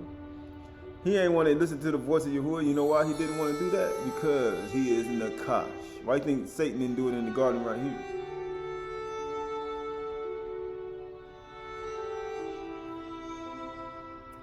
Right, it's not that hard. But it said right here, the man, and then Yahuwah said, Elohim said, behold, the man has become like one of us, knowing good and evil. He's become like us. Now lest he reach out his hand and take also the tree of life and eat and live forever, because he already done broke the commandments and not to eat from the knowledge of the tree of good and evil. Then now he gonna come take from the tree of life. He's like, nah, you can't do that. He said, you finna take from the tree of life? No. The only way you're gonna take from the tree of life is something gonna have to happen. And it says right here, therefore Yahuwah Elohim sent him out of the Gan of Eden to work the ground from which he was taken. He said, I sent you out now. I can't have you here. You might mess around and eat from the tree of life, and then you might live forever. Because it ain't time for you to live forever. Because you're going to live out your punishment. Just like we're living out our punishment now, yeah, we haven't partaken of the tree of life. We got to keep the commandments and the testament of Yahushua until the end of our life. Then we'll be able to partake from the tree of life. Right now, we're in our punishment. Even though we know Yahushua and we keep the commandments, we're still in punishment. And we have to live our punishment until the end, regardless. And you have to be fully committed, or you're going to say, you against me, huh? And you don't want that to happen. I'm trying to get y'all to the end. Therefore, Yahuwah Elohim sent him out of the Gan to work the ground which he was taking. And he drove out the man, Adam, at the east of the Gan. When he say Adam, both male and female, east of the Gan of Eden, and placed cherubim and a flaming sword that turns every way to guard the way of the tree of life. So you think the tree of life ain't guarded today? People think, we're going to find the Garden of Eden. You know how they have these things they have out? We're going to find the Garden of Eden, and we're going to go in. I said, let me see you get in. I want to see you try. We're finna go find the Garden of Eden. We're going to get in. I said, I want to see you get past that cherubim. I want to see it. I'm gonna stand about 144 feet away, and I want to see you go try to get into the garden and see if you get in. You know how people got these places they be putting it on YouTube. Somebody said, we found the garden. I said, man, I guess that Malaki, that cherubim ain't slice you in half yet. That's how I know you're a liar. This ain't that hard. It's not that hard, people. I said, you can listen to these demons all you want to, but at the same time, this is the same place. This is Satan's world. Satan deceiving everybody. You don't even know it. And you know the sad part about it, even though you say it, you know what people gonna do? They're gonna justify their knowledge and their understanding of what they found.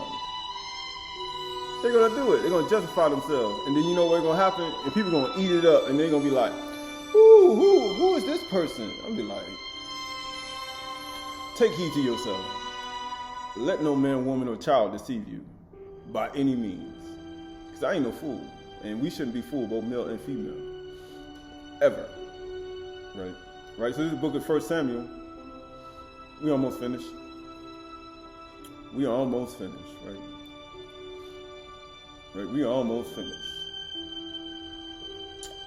We almost finished. Right. So this is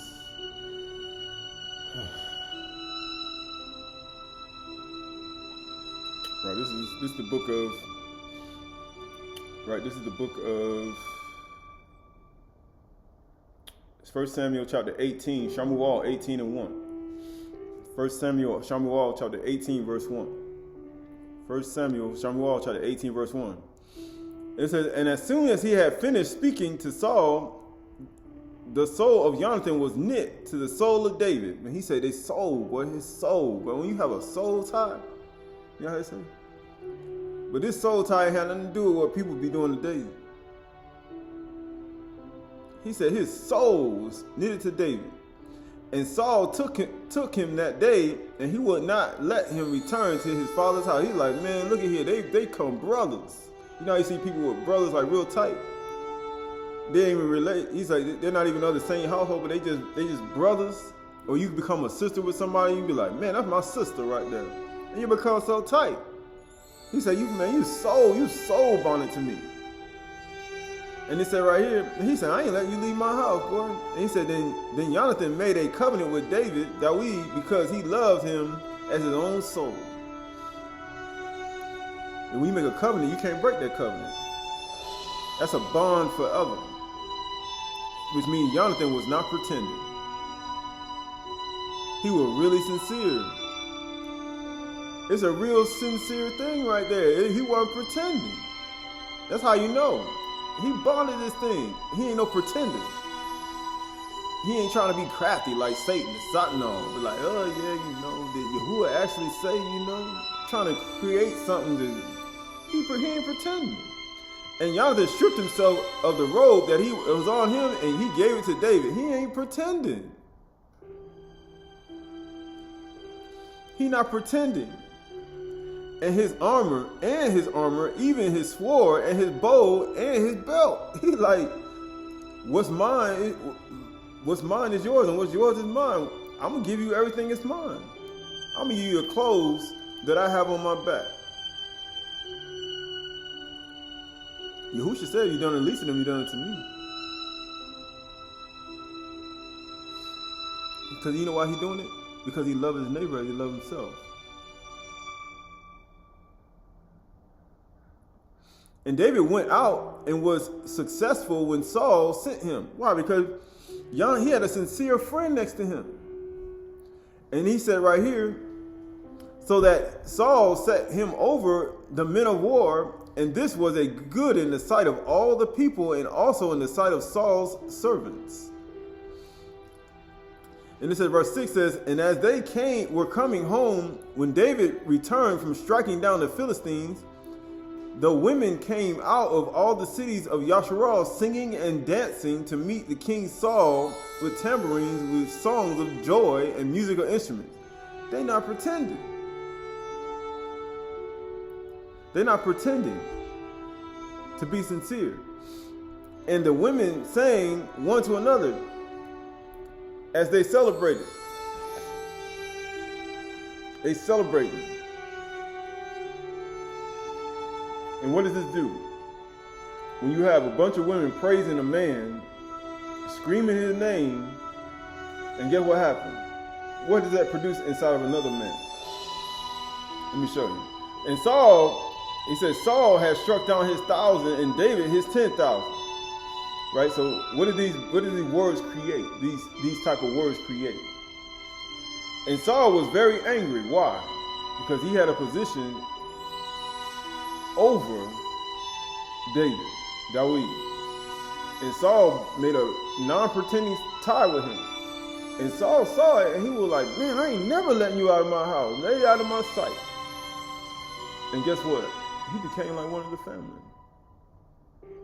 But you guess what happened after that? When David started to win some battles and get some praise and stuff like that, it displeased him in his heart. And he said, they have ascribed to David 10,000, and to me they ascribe 1,000. And what more can he have but the kingdom? And Saul eyed David from that day on. Saul became a pretender, because he now went from a state of, man, I ain't never letting you out of my sight. My son made a non-pretending covenant with you, man. You just like one of my family members, my brothers. And then guess what happened after that? The father of Jonathan got upset, because now everybody's eyes are on the person he hired. And guess what happened?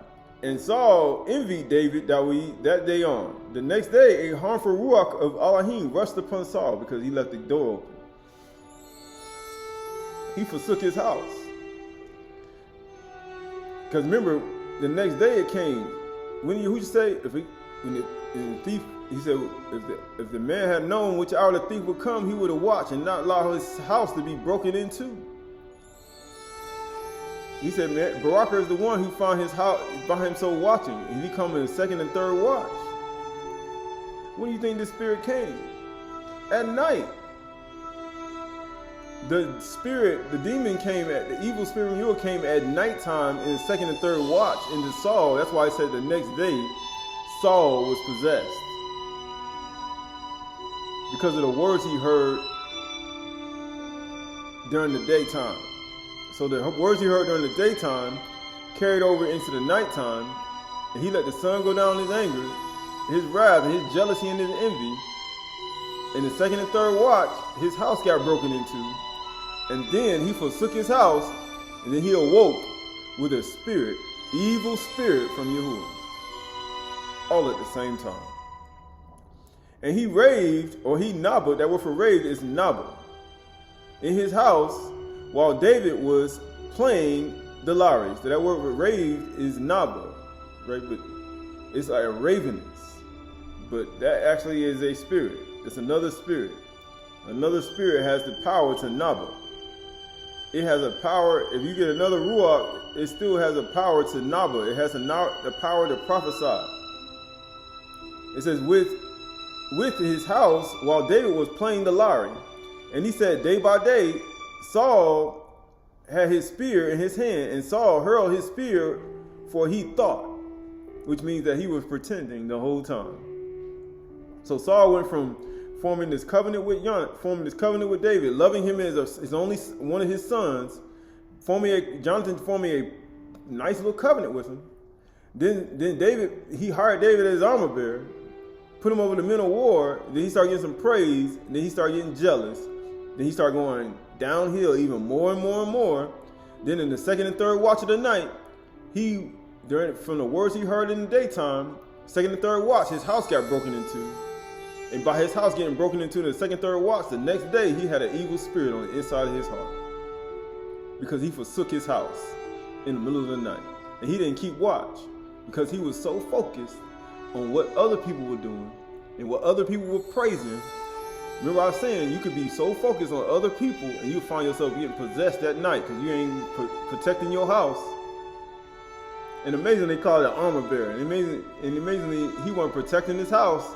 And by the time he woke up in the next morning, he had the next Bakar, he had an evil spirit from Yahuwah inside of him. That fast. And he became a pretender. He went from a loving person to a pretender, all because he focused on other people praising somebody else. Because he focused on somebody, a bunch of women praising somebody else. So now he got evil spirit in the second and third watch, and he ain't watching his house. And it says right here, and Saul, he raved with it says, with in his house while David was playing the lyre, and he did day by day. Saul had his spear in his hand.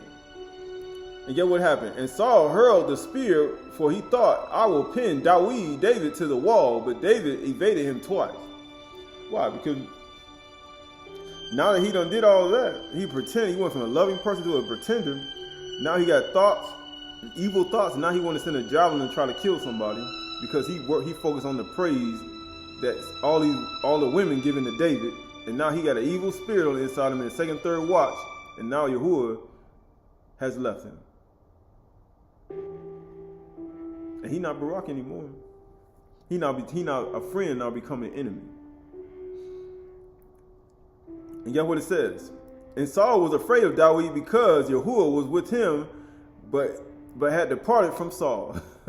Because an evil ruach came upon him. Because he wasn't, how you say, second and third watch, he wasn't guarding his house. Because they were looking for an opportunity to break in. He ain't know the hour they were coming. But Yahushua already gave us reconnaissance on when they coming. So make sure you don't have anything and focus on other people, because you're going to get broken into. Male or woman, man or woman. Oh man, they praising my husband. Oh, they praising my wife. Oh, they get jealous and envious, and next thing you know, in the middle of the night, second and third watch, your house get broken into, and next day you got an evil spirit, and you just evil on the inside. The next day, you evil to your family, your children, your wife, your friend, your blood covenant, your soul brother, your soul sister. You start getting evil, and you have the evil covenants. You start getting spiteful within your heart because you focus on other people praising somebody else, or giving them some type of thing, and then this what happens. And now you then let the spirits come and break in your house. Because you're supposed to be always dressed for action. Right? And it says right here, so Saul removed him from his presence and made him a commander of 1,000. So he's like, you know why he made him commander of 1,000? Because they described David 10,000 and Saul 1,000. So they said, I'm going to put you at 1,000.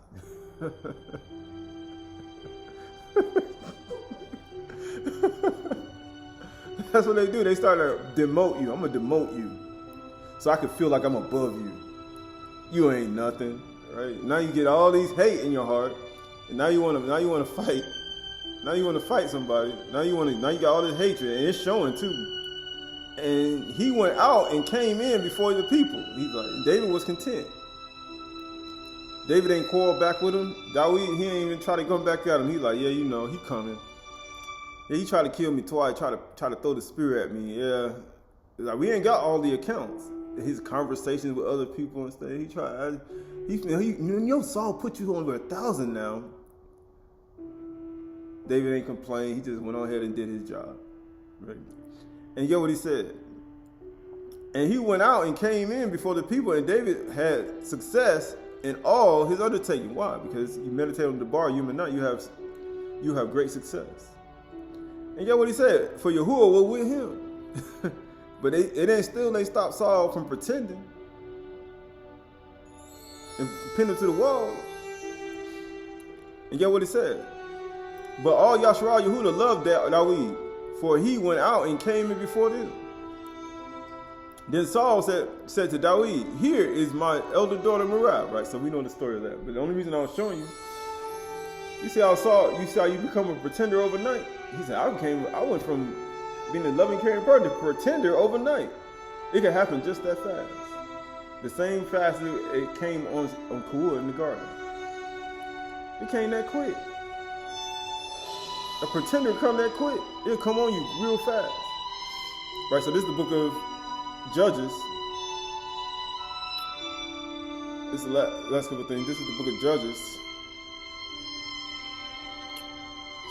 I think it's Judges chapter 14, Judges chapter 13. I think it's,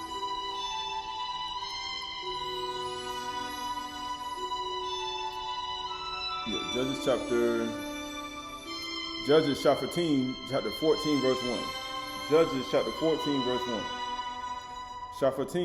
Judges chapter 14, verse 1. And it says, and Samson went down to Timnah, And at Timnah, he saw one of the daughters of the Philistines, right? So he saw a daughter of the Philistines. Then he came up and told his father and mother, I saw one of the daughters of the Philistines at Timnah. Woo, boy, you saw her? But she was on the cover of Jet magazine. She was on the cover of Essence. Well, I saw her. We saw the daughter of the Philistines, but she was on the cover of Esquire.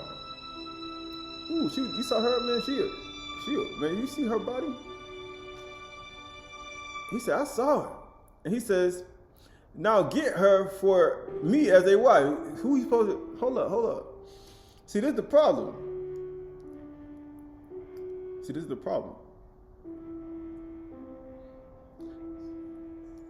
He's like, go get her for me. What do you mean go get her? How they gonna get her? How are the parents gonna go get the woman for the son to marry? Because that's what they were supposed to do. And get what he said? Go get her for me. And get what he said? But his father and mother said to him, you know how your children be, I want that. I don't want that. You know how he said, no, I want that one. I want that. And he says, is there not a woman among the daughters of your relatives, for among all our people, that you must go and take a wife from the uncircumcised Philistine? He like, what you doing? He said, you looking at the wrong thing. You looking at that pretender? That's a pretender over there. You want to look at that pretender? You know what I say? That's a pretender. You know what them uncircumcised people do? But they crafty. And get what he said. But Shamshun said to his father, get her for me, for she is right in my eyes. There's a way that seems right unto men, but the end thereof is the ways of death. Isn't that what David said? Or the Proverbs, mostly wisdom. He said there's a way that seems right unto men, but the end thereof is the ways of death. He said, get her, for she right in my eyes. Right? He said, well, in my eyes, she look good. Of course, everything gonna look good in the man's eye. He's like, man, that looks beautiful, that's beautiful, that's beautiful, that's beautiful, that's beautiful, right? It says, his father and mother did not know that it was from Yahuwah, for he was seeking an opportunity against the Philistines. That's the only reason Yahuwah wanted him to desire a Philistine, an uncircumcised, forbidden woman. He's like, man, I don't want a forbidden woman. Because he wanted opportunity against the Philistines. He said, you despise your own people? But guess what it says? Verse 5 says, then Shamshun went down with his father and mother to Timnah, and they came to the vineyard of Timnah, and behold, a young lion came toward him roaring. Right? They were roaring at him. Then the Ruach of Yahuwah rushed upon him, and although he had nothing in his hand, he had nothing in his hand, he tore the lion in pieces as one who tears a young goat. He tore a young goat, and guess what happened after that? But he did not tell his father and mother what he had done. Which means he now became a pretender. Now you got to ask yourself, was this intentional? Or was this not intentional because they wouldn't give him the woman that he wanted? And he says, but he did not tell his father what he had done. Then he went down and talked. Then he went down and talked with the woman, and she was right in Samson's eyes. You see what he just did? He still went on forwardly in his heart, even though it was evil. He pretended. And get what he did? And after some days, he returned to take her. And he turned aside to see the carcass of the lion, and behold, there was a swarm of bees in the body of the lion, and honey. And he scraped it out into his hand. He did what? He scraped out in his hands and went on eating as he went. So he went from that, and he started eating out of unclean animal. Because he desired something he ain't supposed to desire, and he started eating out of an unclean animal because he saw some honey in it. It looked sweet, it looked good. You know how you put some honey and some sweetness on something that's bad for you, and guess what? Put some honey on some lion flesh. He'd be like, it's good though. And he said, And now he putting back things that he shouldn't put in his body. So now he done desired the uncircumcised woman. And then now he putting things in his body that he shouldn't put in his body. And it says he said, get what he did. And behold, there was a swarm of bees in the body of the lion and honey. And he scraped it out of into his hands and went on eating as he went. And he came to his father and mother and gave some to them, just like Kua in the garden.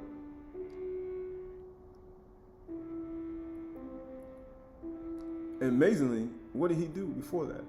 He tore the lion like a tore the lion in two. It roared at him. He was upset.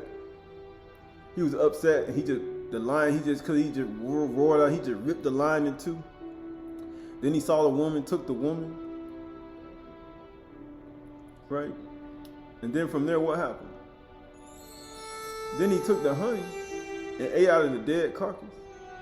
Then, after he partook of things that he was not commanded to do, just like the garden, what did he do after that? And it says, and he scraped it out into his hands, and he went on eating as he went. And he came to his father and mother, and he gave some to them, and they ate. And then now they become partakers in his evil deeds. Ain't that something? That quick. Just that fast. Pretending like he was just some sincere son who was just full of righteousness and all this strength and long hair, 7 locks too. Matter of fact, he had all that going on. He was strong, and guess what happened after that? He still got the woman. He still went into the woman that he wanted. And then guess what happened after that? He brung his parents in the middle of that junk too. And you know what happens after that? But he did not tell them that he had scraped the honey out of the carcass of a lion. And then people be like, yeah, I just love my sons, my daughters, and everything. You be like, they doing that evil stuff, and you be like, I'm good. You be like, did Yahuwah spare Adam when they did that? Even though he said they were ignorant. They didn't know. So they sinning through ignorance, but still.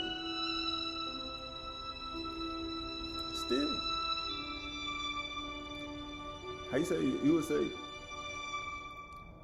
your child gonna get what you want. You know how people say, my child, I told him no, he ain't gonna still do it. I said, you're a liar, he gonna do it. I told my daughter no, you ain't going over there, you ain't going that part, you ain't married, you ain't going back. They gonna still do it. And that's what happens. Verse 10 says, his father went down to the woman. Get what it says. And after he chunked from the dead carcass of the lion, what happened after that? His father went down to the woman, and Samson prepared a feast there. It says, so the young men used to do. So then the father partook, and then he know it. I gotta give my son everything he wants.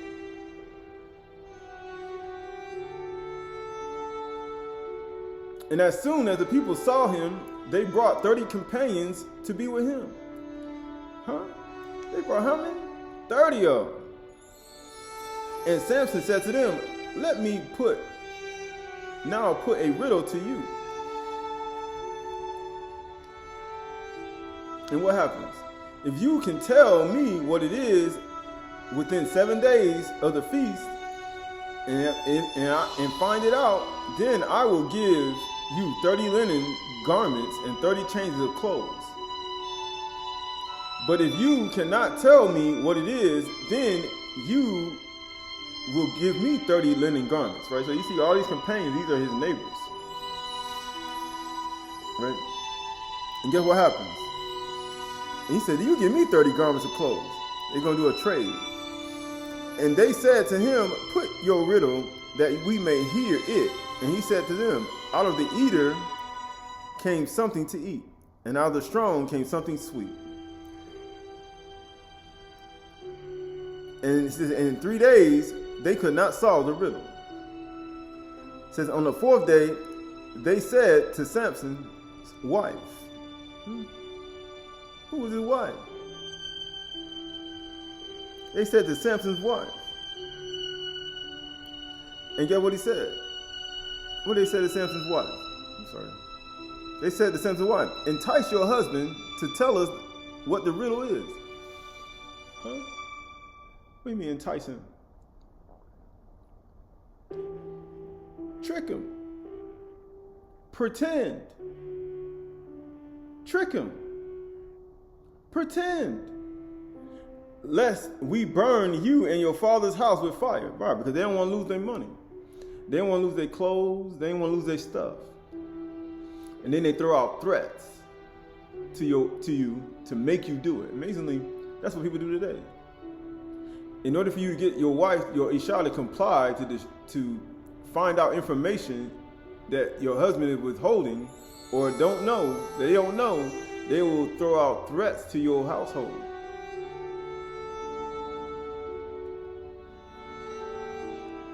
And get what he says. Lest we burn you and your father's house with fire. Have you invited us here to impoverish us? Because they looking at it, we're going to lose our money. Is that why you brought us here to your feast, your wedding feast, to make us become poor?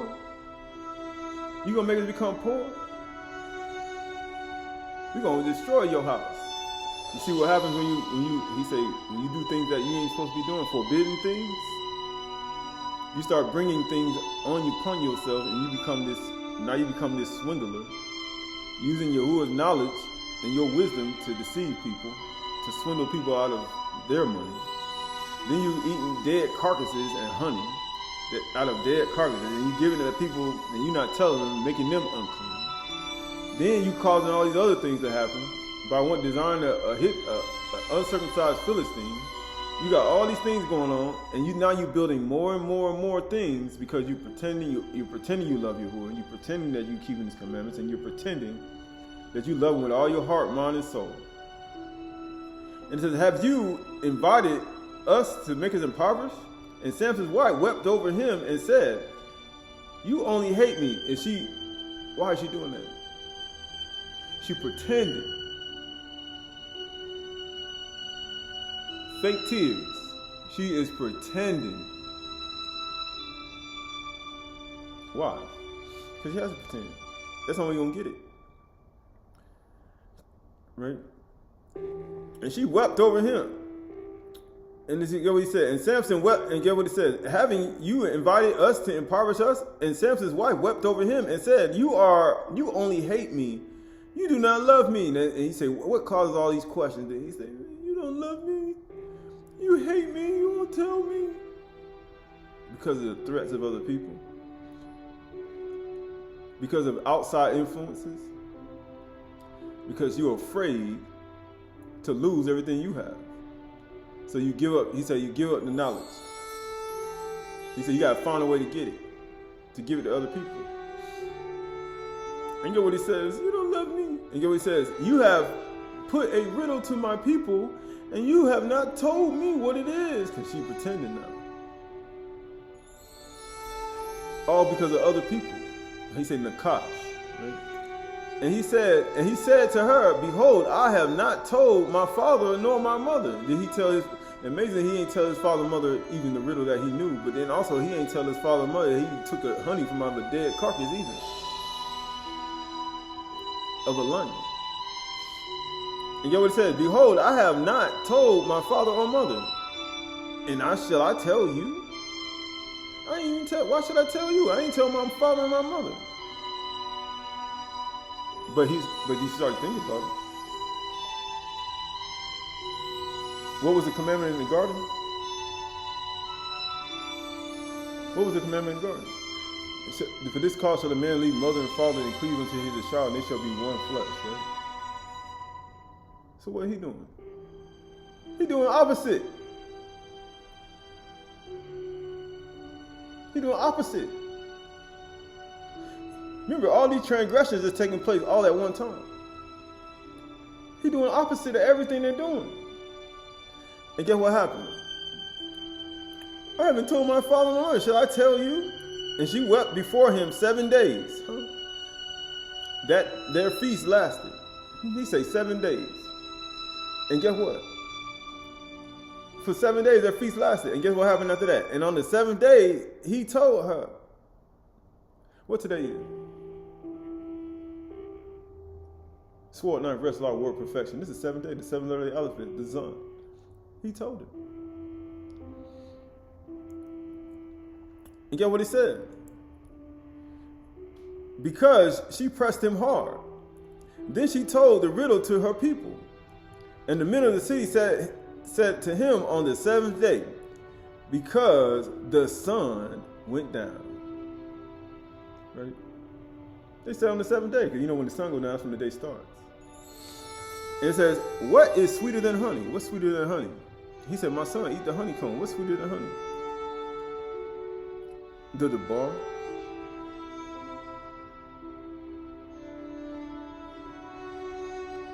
It says, what is stronger than a lion?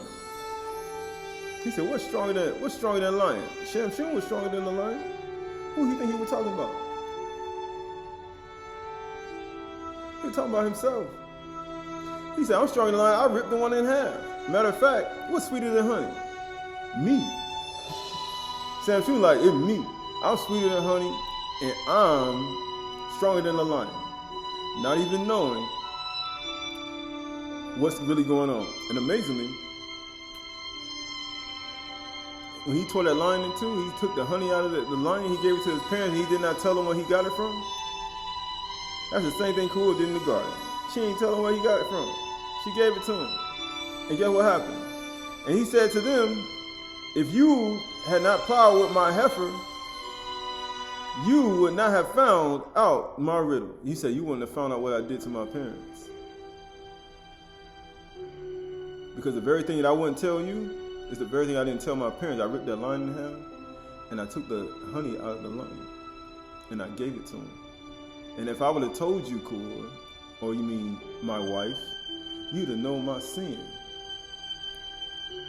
They would have known his sin that he did. And being that they didn't know his sin that he did, and then guess what was going to happen if he didn't know his sin? Then his parents would have known his sin.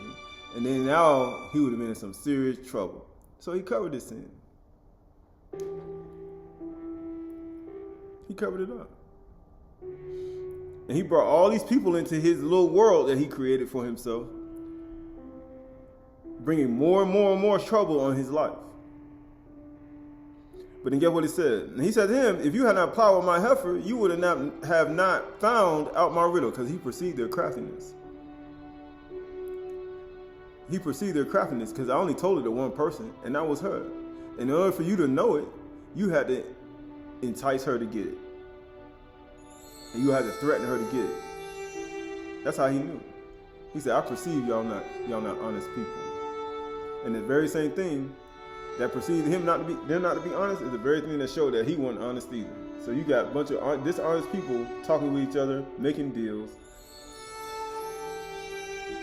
uncircumcised Philistines doing all these evil, and then you wonder, people say, what happened to Shamshun? There's a lot more other things that happened to him, but there's many other things that he did. And then it says verse 19, and the Ruach of Yahuwah rushed upon him, and he went down to Ashkelon and struck down the 30 men of the town. Why? Because Yahuwah had an occasion against the Philistines. So Yahuwah say, okay, I'm going to let the Ruach come on you, then I'm going to put the Ruach off of you, and just so I can get you closer and closer to my, because the Ruach going to have to get you there, to get you closer and closer. But it said right here, and he struck down the men, 30 men of the town, and took their spoil and gave the garments to those who had told the riddle. And in hot anger, he went back to his father's house. After he done killed a whole bunch of people, and he went back to his father's house. He said, man, you just killed 30 people. Then he went back to his father's house. Notice his father, he was always going back to his father's house. And he said, and Shamshun's wife was given to his companion who had been his best man. He said, man, you took my wife and you gave her to somebody else.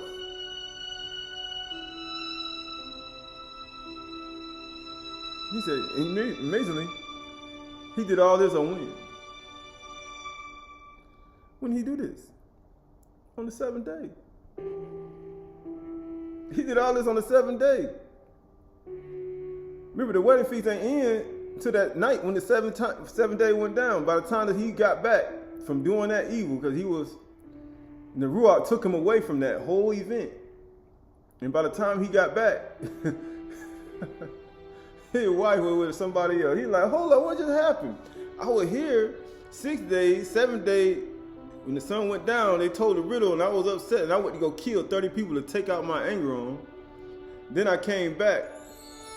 And by the time I got back to the end of the wedding feast, on the 7th day, on the Shabath, man, my companion, my wife, has already been given to somebody else. And he said, why Yahuwah did that? Because I wanted to show you.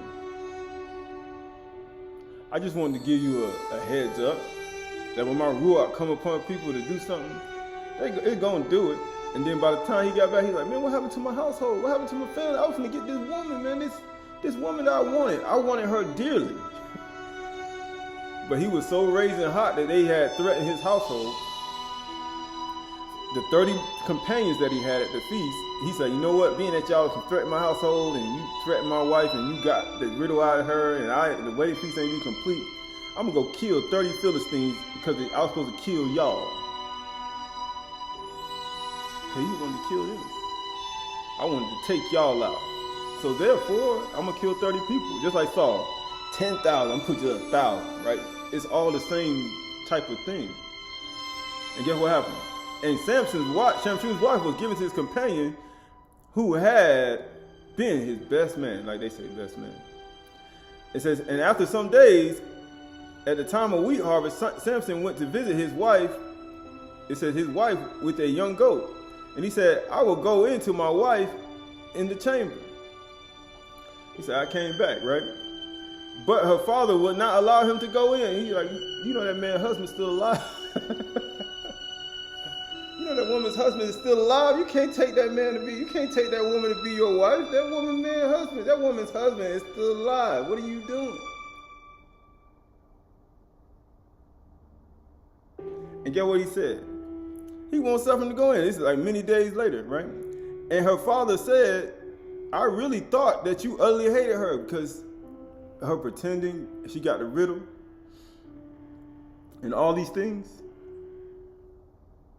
And now he lost the money that he's supposed to have had, the 30 changeable suits.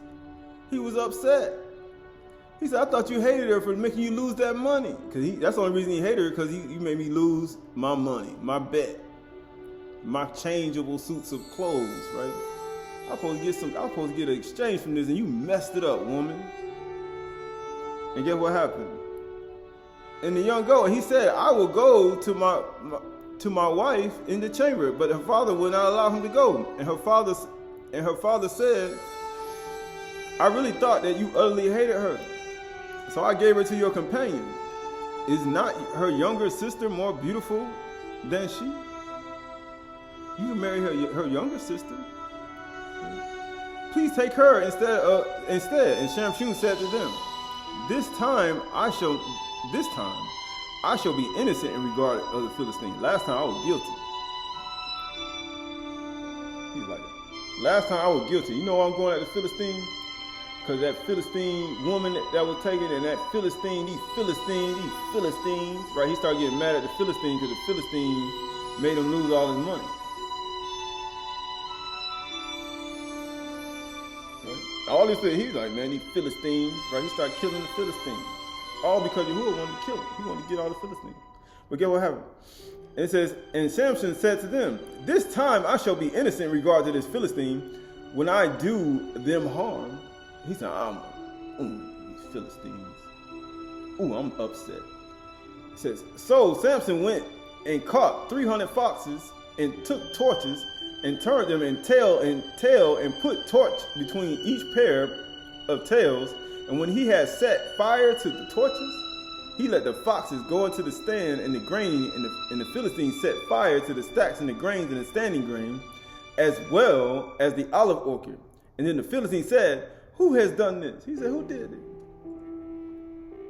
You know what he said? And when they said Shamshun, the son-in-law of the Timonite, because he has taken his wife. Okay, he upset. He's like, man, I was upset, but then being upset, he lost the woman. Then he came back and the woman was given away. And then he got more upset, and he came at the Philistines again, and then now he upset even more. And get what he said. And now he making other people upset. And he said because he had taken his wife and given her to his companion, and everybody knew about it. You know how people spread the rumor like, man, Shanym got punked. He lost the bet, and he killed 30 men. And then his wife, his wife was given to somebody else. They were spreading the rumor all throughout the Philistine region. The whole Philistine region knew about it. And the Philistines came up and burnt her and her father with fire. Now his father and his mother finally died. They burned her and her father with fire. You see that?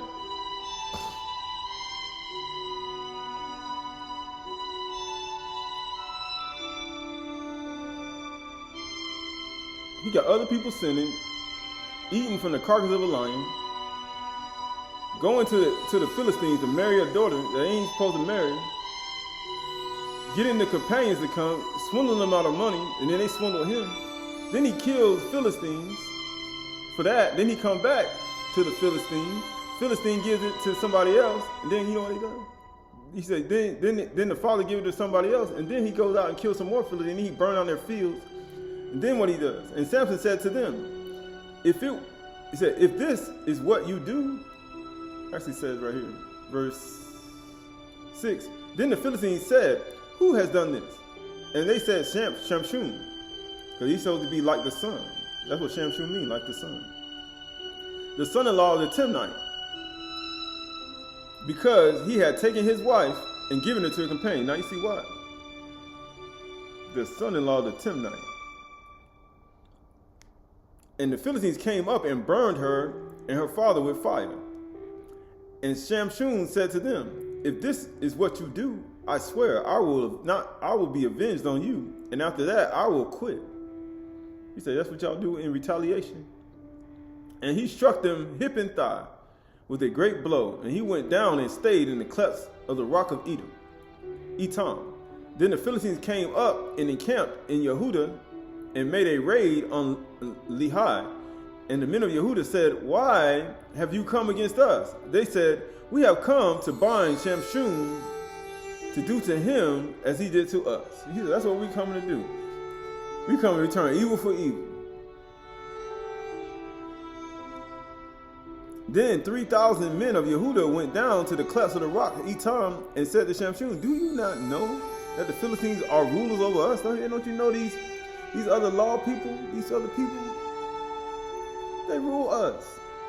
What then is this that you have done to us? And he said to them, as they did to me, so I have done to them. And they said to him, we have come down to bind you that we may give you into the hand of the Philistines. And Shamshun said to them, swear to me that you will not take me to yourselves. Now you see why they bound Yahusha and took him to the scribes and the chiefs and elders and the scribes and the Pharisees and the chiefs and the Louis. He took him from one pretender to a bunch of other pretenders. Now you see why they came in the night and they took him. The men of Yehudah did that to Yahusha. Why do you think they did that to him? Because Yahuwah had an occasion against Yehudah and Yerusha. He had an occasion against them, against Yehudah and Yerusha.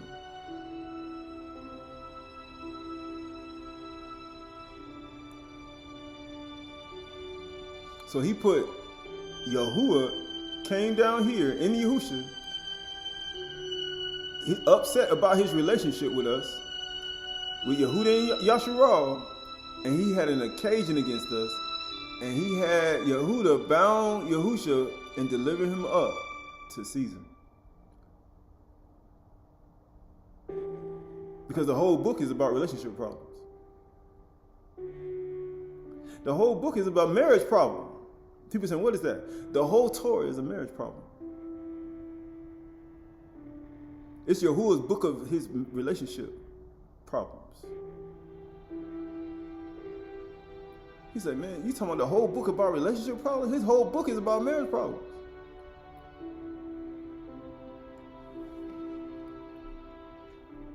That's the whole book about. He put it in a book so you can understand how you feel. He said, why would he do that? Because that's how he is.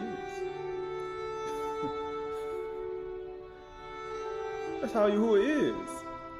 He's like, man, you marrying these women. That's why you messed up. He's like, Yahuwah's like, I marry you. I marry Yashar and Yehuda. What are you talking about? You just as evil as the women you talk about. He said, you just as evil. He said, I have a relationship with y'all. Y'all, look at how y'all treat me. So he's looking like, I'm going to write a whole book on this thing. I'm going to write a book about everything and anything and everything. I'm going to put it all down. Then I'm going to die. I'm going to put my son in there. And he's going to die. And then I'm just going to show everything. I'm going to show it all. Matter of fact, I'm going to have my son stripped naked right in front of y'all. Y'all going to cast lots for his clothes. And he said right here, and we have come down to bind you, that you may give you in the hand of the Philistines. And Shamshun said to them, swear to me that you will not attack me yourselves. And they said to him, no, we will only bind you and give you into the hand of the hands. We will surely not kill you. So they think. So they bound him with 2 new ropes and brought him up from the rock. And when they came to Lehi, the Philistines came shouting to meet him. Then the Ruach of Yahuwah rushed upon him, and the ropes that were on his arms became as flax that has caught fire, and his bonds melted off his hands. And he found a fresh jawbone of a donkey, and he put out his hand and took it, and he struck 1,000 men. And Shamshun said, with the jawbone of a donkey, heaps upon the jawbone of a donkey, I have struck down 1,000. Within his anger. And then what Saul did to David? He put him over 1,000. He said 10,000. He said, I put you over 1,000. I struck down 1,000. David did his 10,000, Saul his 1,000. But then you see what happens. And as soon as he had finished speaking, he threw away the jawbone in his hand in that place, and he called Ramoth Gilead. And he was very thirsty, and he called upon Yahuwah and said, you have granted this great salvation by the hand of your servant. And shall I now die of thirst? Fall into the hand of the uncircumcised? Why do you think Yahushua said on the cross, I thirst?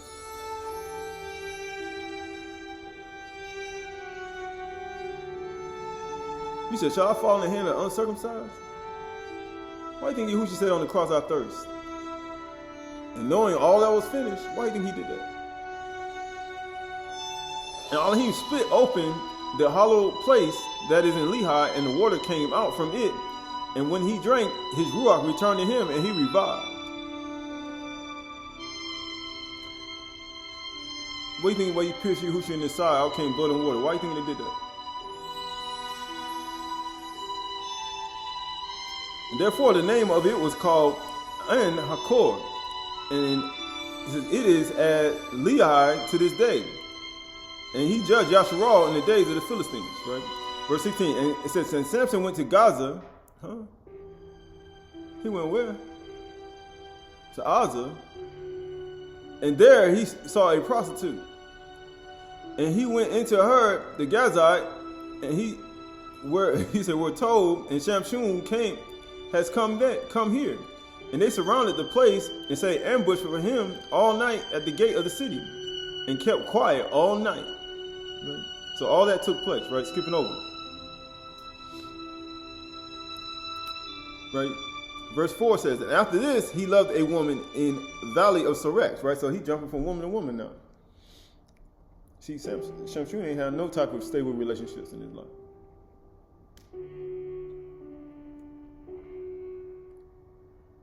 The one he wanted, he was giving to somebody else. Then after that, he just went downhill even more and more. And get what he said. And this love, after this, he loved a woman of the valley of Sorek, whose name was Delilah. Her name means the darkness. Right? They dressed in all black, be down the street, looking at she be like, who is that? That's the darkness right there. Be like, who is that? He said, I don't know, but she had on all black. He be like, man, that's the darkness. And Yahuwah, it says, and the masters of the Philistines came up to her and said to her, seduce him. Who is this? It's Delilah, the darkness. Isn't that what they told the woman, the other Philistine? He told her to seduce her. He say, entice him. Seduce him and see where his great strength lies, and by what means we may overpower him, that we may bind him and humble him, which means take his strength. And it says, and we will each give you 1,100 pieces of silver, because the love of money is the root of all evil, which means they telling her to pretend for some money. Just like the other woman, he told her to pretend so we can win our bet. And get what he said. So Delilah said to Shamshun, please tell me where your great strength lies, and how you might be bound that one may subdue you. Because remember, they come in the second and third watch. What time is this? This all happened at night. He said, if you come in the second and third watch, he said, if I come in the second and third watch, Barak our Lord's servant, he said, be always ready and dressed for action. Why? Because you don't know when I'm coming. Just like you don't know when he said, no way for the bond a strong man, you got to first take his house first. The strong woman, you got to take their house first. The woman in this situation is already bound. And now she becomes a pretender. Because money can make you pretend. Just like the scribes and the Pharisees, the Levites who passed by the man who was beat down in the street. And they passed to the other side. And it says, where your great strength lies, and how you might be bound, that one could subdue you. And Shamson said to her, if they bind me with 7 fresh bow strips that have not been dried, then I will become weak and be like any other man. Why? Because you look at the seven bow strips, you look at the 7 cogs and more, the 7 manure lamps on your lamp. Right? He's giving them hints, but he ain't telling you that in order for to bind the 7 lamps and destroy it. Right? Because notice, who is this woman? Because you gotta ask yourself, why is he talking about 7 and you got a woman there? Because a woman represents the 8th. The 8th spirit. And she's trying to figure out, how can I bring 7, what do I gotta do to bring your strength to nothing and bring 7 other spirits more wicked than me to bind you and bring you into subjection? And guess what happens? Because she already got it on there. So he says right here, then I shall become weak like any other man. Then the master of the Philistines brought up to her 7 fresh bowstrings that had not been dried, and she bound him with them. Why? Because they're trying to figure out how to bring 7 other spirits into your life to bind you and destroy you. That your last estate will be worse than the first. And get what it says. Now she had men lying in ambush in the inner chamber, and she said to him, the Philistines are upon you, Shamshun, right? Lying. Trying to get him to strike fear in him. Because when you make fear, you're going to what? You're going to make a mistake. And get what it says. But he snapped the bowstrings as a thread and a flax snaps, and when it touched the fire, it says, when it touches fire, so that the secret of his heart was not known. Huh? Because it's just like fire. Just like who can hide from the heat? Because his name means like the sun. He burned it up just like fire. Why every time they put it on him, he was just like fire. Ayin ish lapid. His eyes like flaming torches. His eyes are like flaming torches. Then Delilah said to Shamshun, behold, you all have mocked me and told me lies. He's like, you told me a lie. And you know what he says?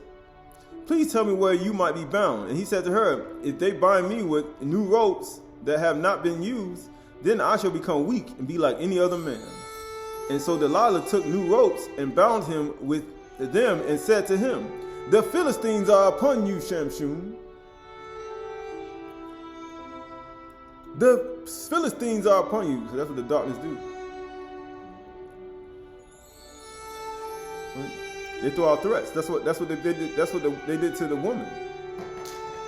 What did they do to the woman? They threatened her and said, "We're going to burn your house down." They throw out threats. And the men lying in ambush were in an inner chamber, but he snapped the ropes off his arms like a thread. Then Delilah said to Shamshun, "Until now you have mocked me and told me lies. Tell me how you might be bound." And he said to her, "If you weave the 7 locks of my head in the web and fasten it tight with the pin, then I shall become weak and be like any other man." We almost finished. And then, so while he slept, Delilah took 7 locks on his head and wove it in a web. And she made them tight with the pin. And he said to him, "The Philistines are upon you, Shamshun." He took his 7 locks, trying to figure out how to bring these 7 spirits and the 7 other spirits and bind you, that the last estate be worse than the first. And he awoke from his sleep and pulled away the pin and the loom and the web. And he said to him, "How can you love?" And he said he pulled it from the pin and the web. And she said, "How can you say I love you when your heart is not with me?" He said, "Your heart ain't with me.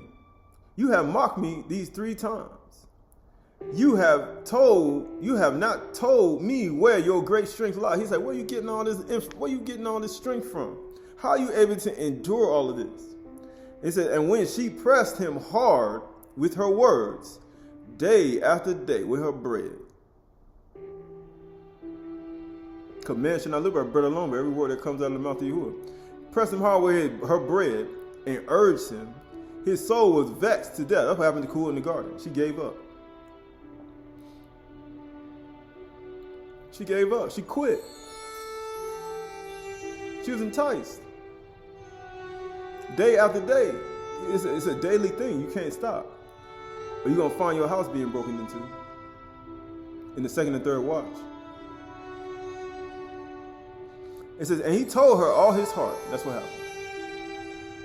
And said to her, "A razor has never come upon my head. For I have been a Nazar to Elohim from my mother's womb. If my head is shaved, then my strength will leave, and I shall become weak and be like any other man." And, he said, and when Delilah saw that he had told her all his heart, he told her, and what he told her? The Torah. He told her the Torah. He told me the Torah. You know what happened when you tell Delilah the Torah? He told me the Torah. She finna go get, she said, he done told me what the secret of his book is. She sent and called the master of the Philistines, saying, "Come up again, for he has told me all his heart." And then the master of the Philistines came up to her and brought the money in her hand. They knew it was the truth. Brought the money. When they bring the money in your hand, you get the lawyers. You get the lawyers, and they tell you how much money you're gonna get. All you gotta do is just take him down. That's it. They tell you how much money you're gonna get. They gonna send everybody in the whole book. As a matter of fact, Yashar and Yehuda gonna join in with you. All to take him one man down. And get what he said. And then the lords of the Philistines came up to her and brought the money in their hands. And she made him sleep on her knees, just pretending. That's all she's doing. She said, she called a man and had him shave off the 7 locks of his head. Now, you done shaved all the 7 locks. Now you're in trouble. And when this all took place? At night. The 2nd and 3rd watch. You know, watching the night when you're supposed to be always dressed for action. Because your 7 menorahs got to continually burn. Or you're going to have 7 spirits. The 8th spirit going to bring 7 other men. Because you know, 7 people. How many people you think they bring? He said what? 7 spirits more wickeder than herself. And the last estate of that man will be worse than the first. And then she began to torment him. And his strength left him. And she said, "The Philistines are upon you, Shamshun." And he awoke from his sleep. And I will go out. He said, and said, "I will go out as other times and shake myself free. I'm going to break the chains that they put on me." But he said, but he did not know that Yahuwah had left him, just like Saul. And you know what happens when Yahuwah leaves? Because Saul feared David. He said he feared it because Yahuwah was with him. But when Yahuwah ain't with you no more, ain't nobody gonna fear you no more. Ain't nobody gonna fear. They ain't gonna fear when you say Yahuwah name. They ain't gonna fear when you say Yahuwah's commandment. They ain't gonna fear when you say who you are. They gonna come straight at you. They gonna come take everything you got because they ain't fear Yahuwah. They don't think he alive. They don't think he's a living Yahuwah, right? And then what he says, and I will go out as other times and shake myself. But he did not know that Yahuwah was not with him. And the Philistines seized him and gouged out his eyes. I ain't Ishlapid no more. I ain't no flaming torches no more. Why think they blindfolded Yahushua and took him to be crucified and brought him down to Gaza and bound him with bronze shackles. And it says, and he ground at the mill in the prison. But the hairs of his head began to grow again after he had been shaken. Right? Skipping down to verse 25. And when their heart was merry, they said, call Shamshun that he may entertain us. So they called Shamshun out of prison. Like people get all entertained when you lose all your strength, when you ain't with you no more. Everybody start mocking. You're going to get it from every single person on every side. It says, and they made him stand between the pillars, and Shamshun said to the young man who held him by the hand, let me feel the pillars on which the house rests, that I may lean upon them. Now the house was full of men and women. So you're going to have both male and female mocking you after this. All the masters of the Philistines were there, right? The magistrates, the police, the cops, the people, right? The judges, the rulers, the scribes, Pharisees, the elders, the high priest, the people, everybody there. You have Matthew 27. Everybody was there watching him on the cross. Come down from the cross. Ha ha! You trusted in Yahuwah. Shamshun really didn't. You trust in Yahuwah, you believe him now. Let's see you come down now. You gonna come down now? Ha ha ha! They all mocked. They all laughing because they all joined in for the purpose to take him down. It says, and all the masters of the Philistines were there, and on the roof there were over 3,000 men and women. Why do you think he saved 3,000 souls in the book of Acts? He said, what shall we do? He said, repent and be immersed in Yahushua for the remission of sins, and you shall receive the gift of the Ruach.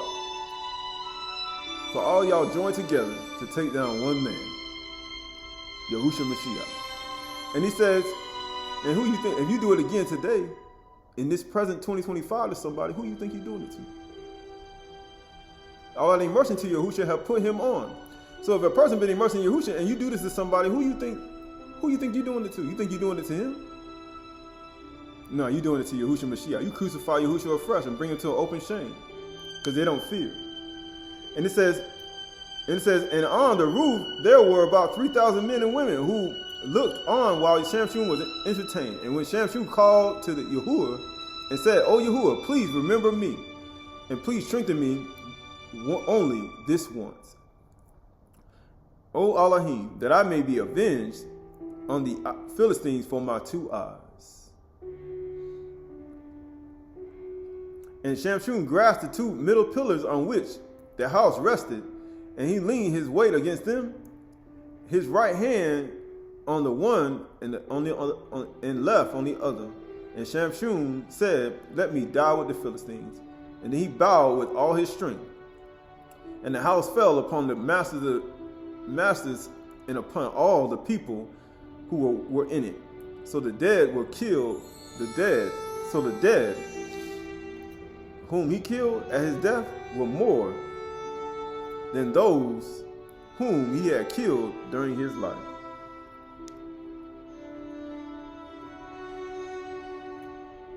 And guess what happens after all that happens to you? Because remember, when Yahushua was between two thieves, he cried out and gave it the Ruach with all his strength.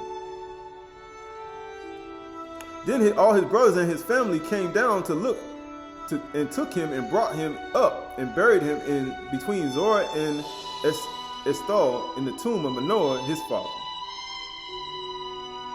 That's why they put Yahushua in the tomb. Right? This is the last 2 things we're doing. Right? So this is the book of This is the book of Matthew. Book of Matthew. Last two things and we're finished. Last two things. This is book of Matthew chapter 12, verse 42. 12:42. The queen of the south will rise up in judgment with this generation and condemn it. For she came from the ends of the earth to hear the hukmah of Shalomah. And behold, there are greater than Shalomah is here. A greater than Samson is here. A greater than Adam is here. A greater than them is here. No. And when the unclean ruach has gone out from a person, this verse 43, it passes through the waterless places seeking rest, but finding none. Then it says, I will return to my house from which I came. And when it comes, it finds the house empty, swept, and put in order. Then it goes and brings with it 7 other ruach spirits more evil than itself. Why? And they enter in and dwell there. And what happens after that? And the last estate of that person is worse than the first. Why? Because it's just like when Shamshun lost all his strength. It was worse than he was when he first started sinning. He said, man, now you done lost Yahuwah. Because now you're worse than the first. Now Yahuwah forsook you. He forsook you because your lamps ain't continually burning anymore. Your 7 near. Because you allowed the 8th to bring 7 others and cut off your 7 locks. I mean, cut you off from Yahuwah himself. Cut you off from the 7 celestial circles. Cut you off from the 7 mu'ahs. Cut you off from the 7th day. And guess what happens after that? You worse than the first. So also will it be with this generation if you ain't continually watching. Because that's the same thing Delilah will do today. Delilah will take and bring 7 other spirits more wickeder than itself to destroy the image of the Father in you. That's what they'll do. They'll do it any other way they can. It could be Delilah, could be a man, male or female. Just to destroy the image of the Father in you, the Abba, and destroy your relationship with him. But Yahuwah, his abundant mercy and passion, just like Shamshun when his hair began to grow back, he said, Yahuwah, just help me one more time. I only need one more time. Because you think the Father loved, but Yahuwah will abundantly pardon. He will abundantly pardon if you confess your sins, though. He will abundantly pardon, but he had an occasion against the Philistine. And when you do it to somebody else, you'll understand, Yahuwah got an occasion against you. He got an occasion against you. People saying, why do you mean? Because he got an occasion against you, because he wants you to continue to do what you're doing. He said, why am I taking the money? Why am I thinking about the money and destroying somebody? Why am I thinking about myself and not somebody else? Why? Because you're a Philistine. And then while you're doing that, the only reason Yahuwah allow you to do that because he got an occasion against you. He got something against you. He said that's why he'll allow a person to say, no, I'm finna spy out and I'm finna get 7 lawyers and I'm gonna bring him and I'm gonna make his last estate of his life worse than it was at the first. And Yahuwah like, the only reason you're doing that is because I have an occasion against your life. And I need you to come at me with everything you got in order for you to get taken down. That's the only reason he let people do it. He said, if you don't happen in this life, it's going to happen in the next. People think, I've gotten away. I've gotten it. I've overcame. I said, yeah, how'd you get it? Because he said, who allowed things to happen? But he said right here, it's the last thing. Last thing. Right, so this is the Ode Shalomah, Odes of Solomon. Right, Odes of Solomon, Ode E15. Odes of Solomon, Ode E15. As the sun is the joy to them who seek it at daybreak, so Yahuwah is my joy, because he is my son, and his rays has restored me. What happens when you look at the celestial circle? We moving toward the end of the 6th portal, going toward the first day of spring. He said, his rays have touched me. Why? Because now I'm starting to grow because nothing can grow without the sun. Why do you think Yahuwah say, why you hide from the heat? That's the only way you're gonna grow. How you gonna hate the light? How you gonna hate the light? You ain't gonna grow if you hate the light. How your intellect gonna increase? Unless you're gonna come to him pretending and be like to test him, and Yahushua gonna perceive your craftiness, just like Yahuwah was supposed to do in the garden. He be like, I perceive, comparing Ruach things to Ruach things. That's you evil, right? But it said right here, and his rays that restore me, and his light has diminished all darkness from my face. That's why you think what happened to Shamshun, he couldn't see it. He couldn't see the darkness in his face. He was talking right with her. He was looking right with her. He couldn't even see it. It was darkness right in his face. Right. And it said right here, eyes I have possessed in him, and I have seen his Kudash day. And then what happened to Shamshun on that 7th day? He went to go kill 30 Philistines. He didn't even see the 7th day. As a matter of fact, what happened after that? His companion was given to somebody else. And he lost his blindness when they took out his 7 locks. He went blind. And that's what happens to people.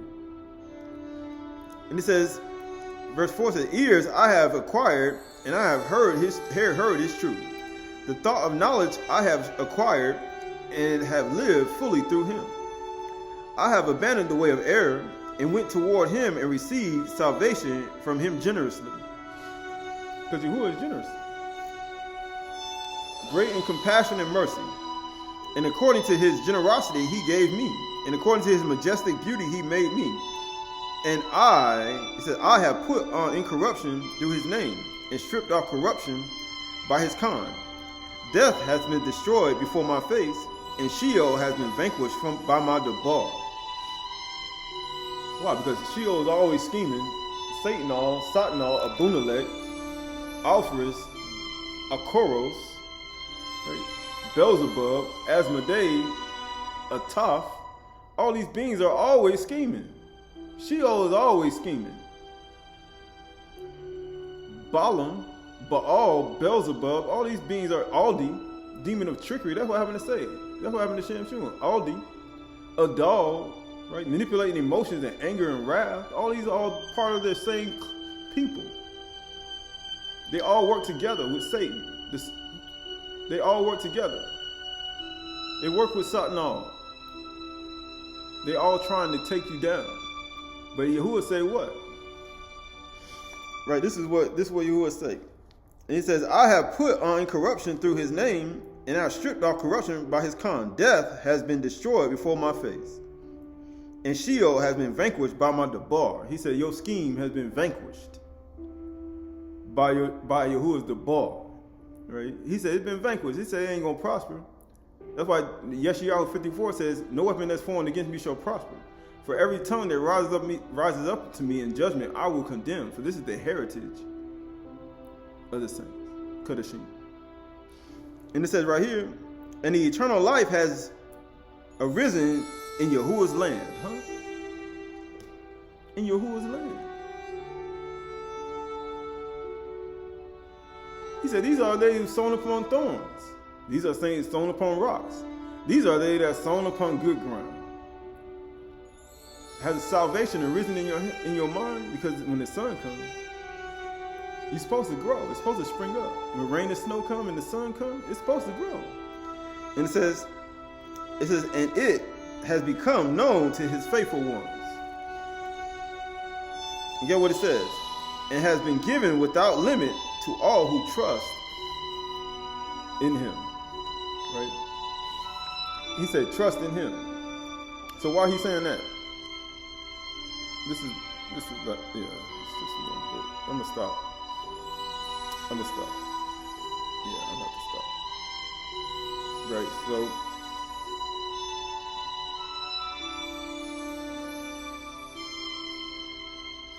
Right, so this is the book of Ehud, chapter 38, verse 10. I'm gonna stop. Job chapter 38, verse 10. And he prescribed limits in the set bars and doors. Right, so going up to verse 7, 38 and 7, Job 38 and 7. And when the morning stars sang together, and all the sons of Elohim shouted for joy. Or who shut in the sea with the doors, and when it burst out from the wound, when I made the clouds its garments and thick darkness its swallowing band, and prescribed limits for it, and set bars and doors. And he said, thus far shall you come, and no further. He says, and here shall your proud waves be stayed. You know how a tsunami comes? He said, I put a commandment here. He said, when the enemy comes like a flood, the Ruach of Yahuwah will lift up a standard against it. You know what the Ruach say? And he said, thus far shall you come, and no further. He said, your little schemes and plots and everything you got, he said, you ain't coming no further than that. And here shall your proud ways be stayed, because you know what proud is. He said, pride is the beginning of a fall. And that's what it is. He said it's going to be stayed, just like the commandment between the sea. That is, the water don't pass the sand. He said it's just like that. He said that you ain't going no further than that. Verse 12 says, have you commanded the morning? Can you make the sun come up? Since your days began, and caused the dawn to know its place, before you even met an individual, before you met a person you even hate them, when you first came out of your mother's womb, you first saw the sun, did you make it rise? He said you didn't do that. That it might take hold of the skirts of the earth. Can you do that? You didn't do that. And it says, and the wicked be shaken out of it. Right. Verse 14, it is changed like clay under the seal, and its features stand out like a garment. And amazingly, Shamshun made me like the sun, but then you see him trying to trade to get 30 changes of suits of apparel, but not even knowing. All he had to do was focus on who made the actual sun to come up before he was even born.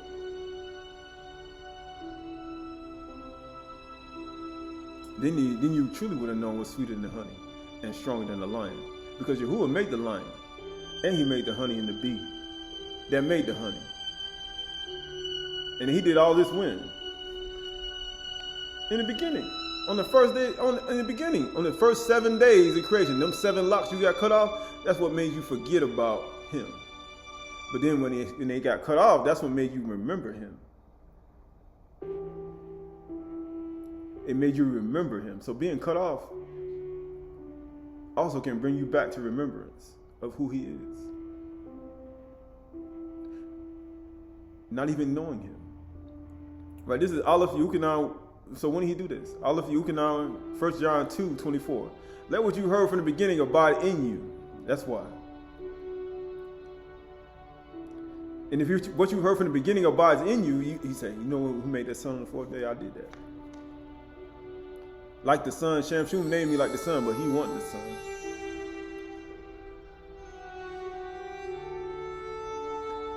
Right? Then you will, it says, beginning abide in you. Then you too will abide in the Son and in the Father. Once it get back in you, then you're going to abide in the then and the the life of the house and the strength of the house. He said that's the life of the house and the strength of the house right there. Why do you think Shamshun got his strength back?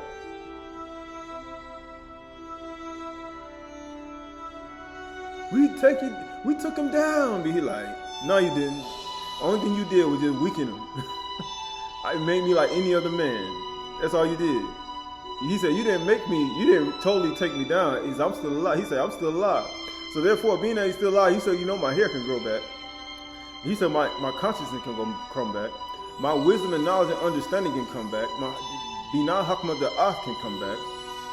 My 12 cranial nerves and my 12 manners of fruit can come back. Everything can come back.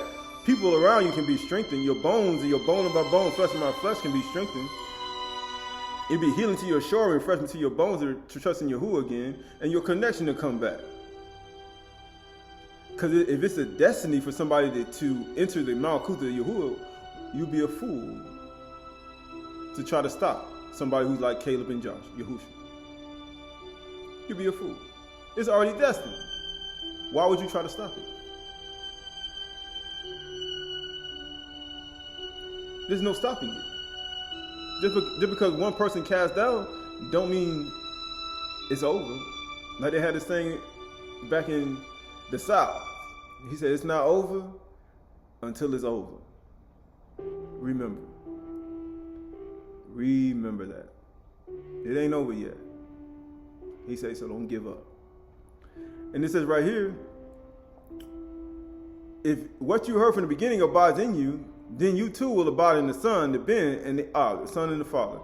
This is the promise he has made to us. Eternal life. He made it to us. Eternal life.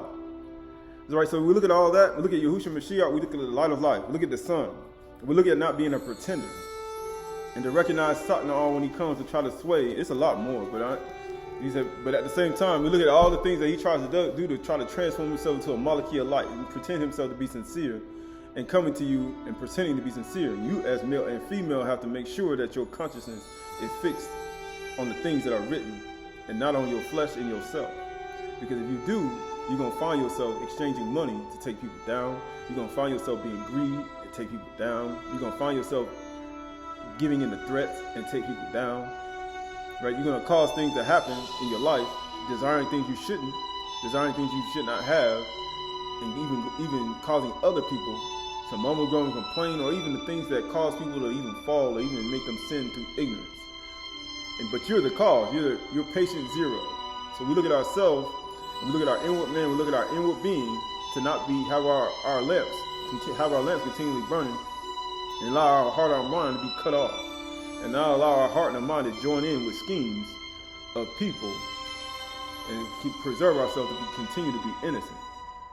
For we don't want to be pretenders in the sight of Yahuwah. For Yahuwah judges our heart and our mind.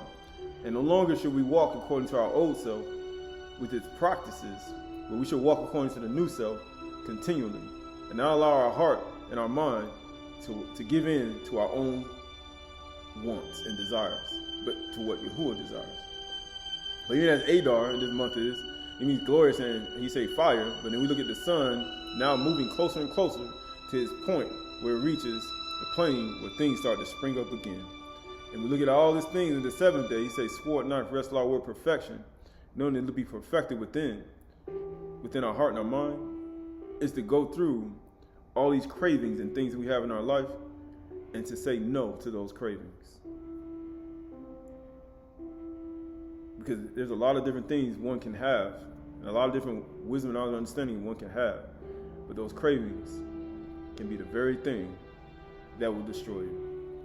So we look at ourselves, we look at our inward being, we look at our mind and our thoughts, we look at our hands, and we look at our will to continue to go and not be against Yahuwah, but to go forward, past the giants, past the Raphaim, the Anakims, past the Zemzum, past the Ashars, the Dagons, past the Philistines, past Delilah, past Amnon, past the ways and the cares of the serpent and the Kosh, past the ways and the transformations that Satan can do to shapeshift, past the rivers and the flood, past the ways and the urges that he provides, that Satan provides, and to go past it all and to keep going forward, knowing that these tests and trials only make you stronger. And if you fall, he said, if a righteous man falls 7 times, he get back up again. He get back up 8. He said he got his gentleness back and he got his self-control back. Because all these are a part of life. But not knowing that these things that happen in life are a test. So let Satan come. He said, let Satan come. He's bringing everything he got. Right? He said he done built his case and he done spied out the land. He done audited your life. But then at the same time, like in the Testament of Solomon, in the Pseudepigrapha, when Satan came, he said, when Satan was behind his Ashar, he said, you know what? He said, Satan, you know what? I'm ready for you. He said, bring what you got. He said, bring what you got.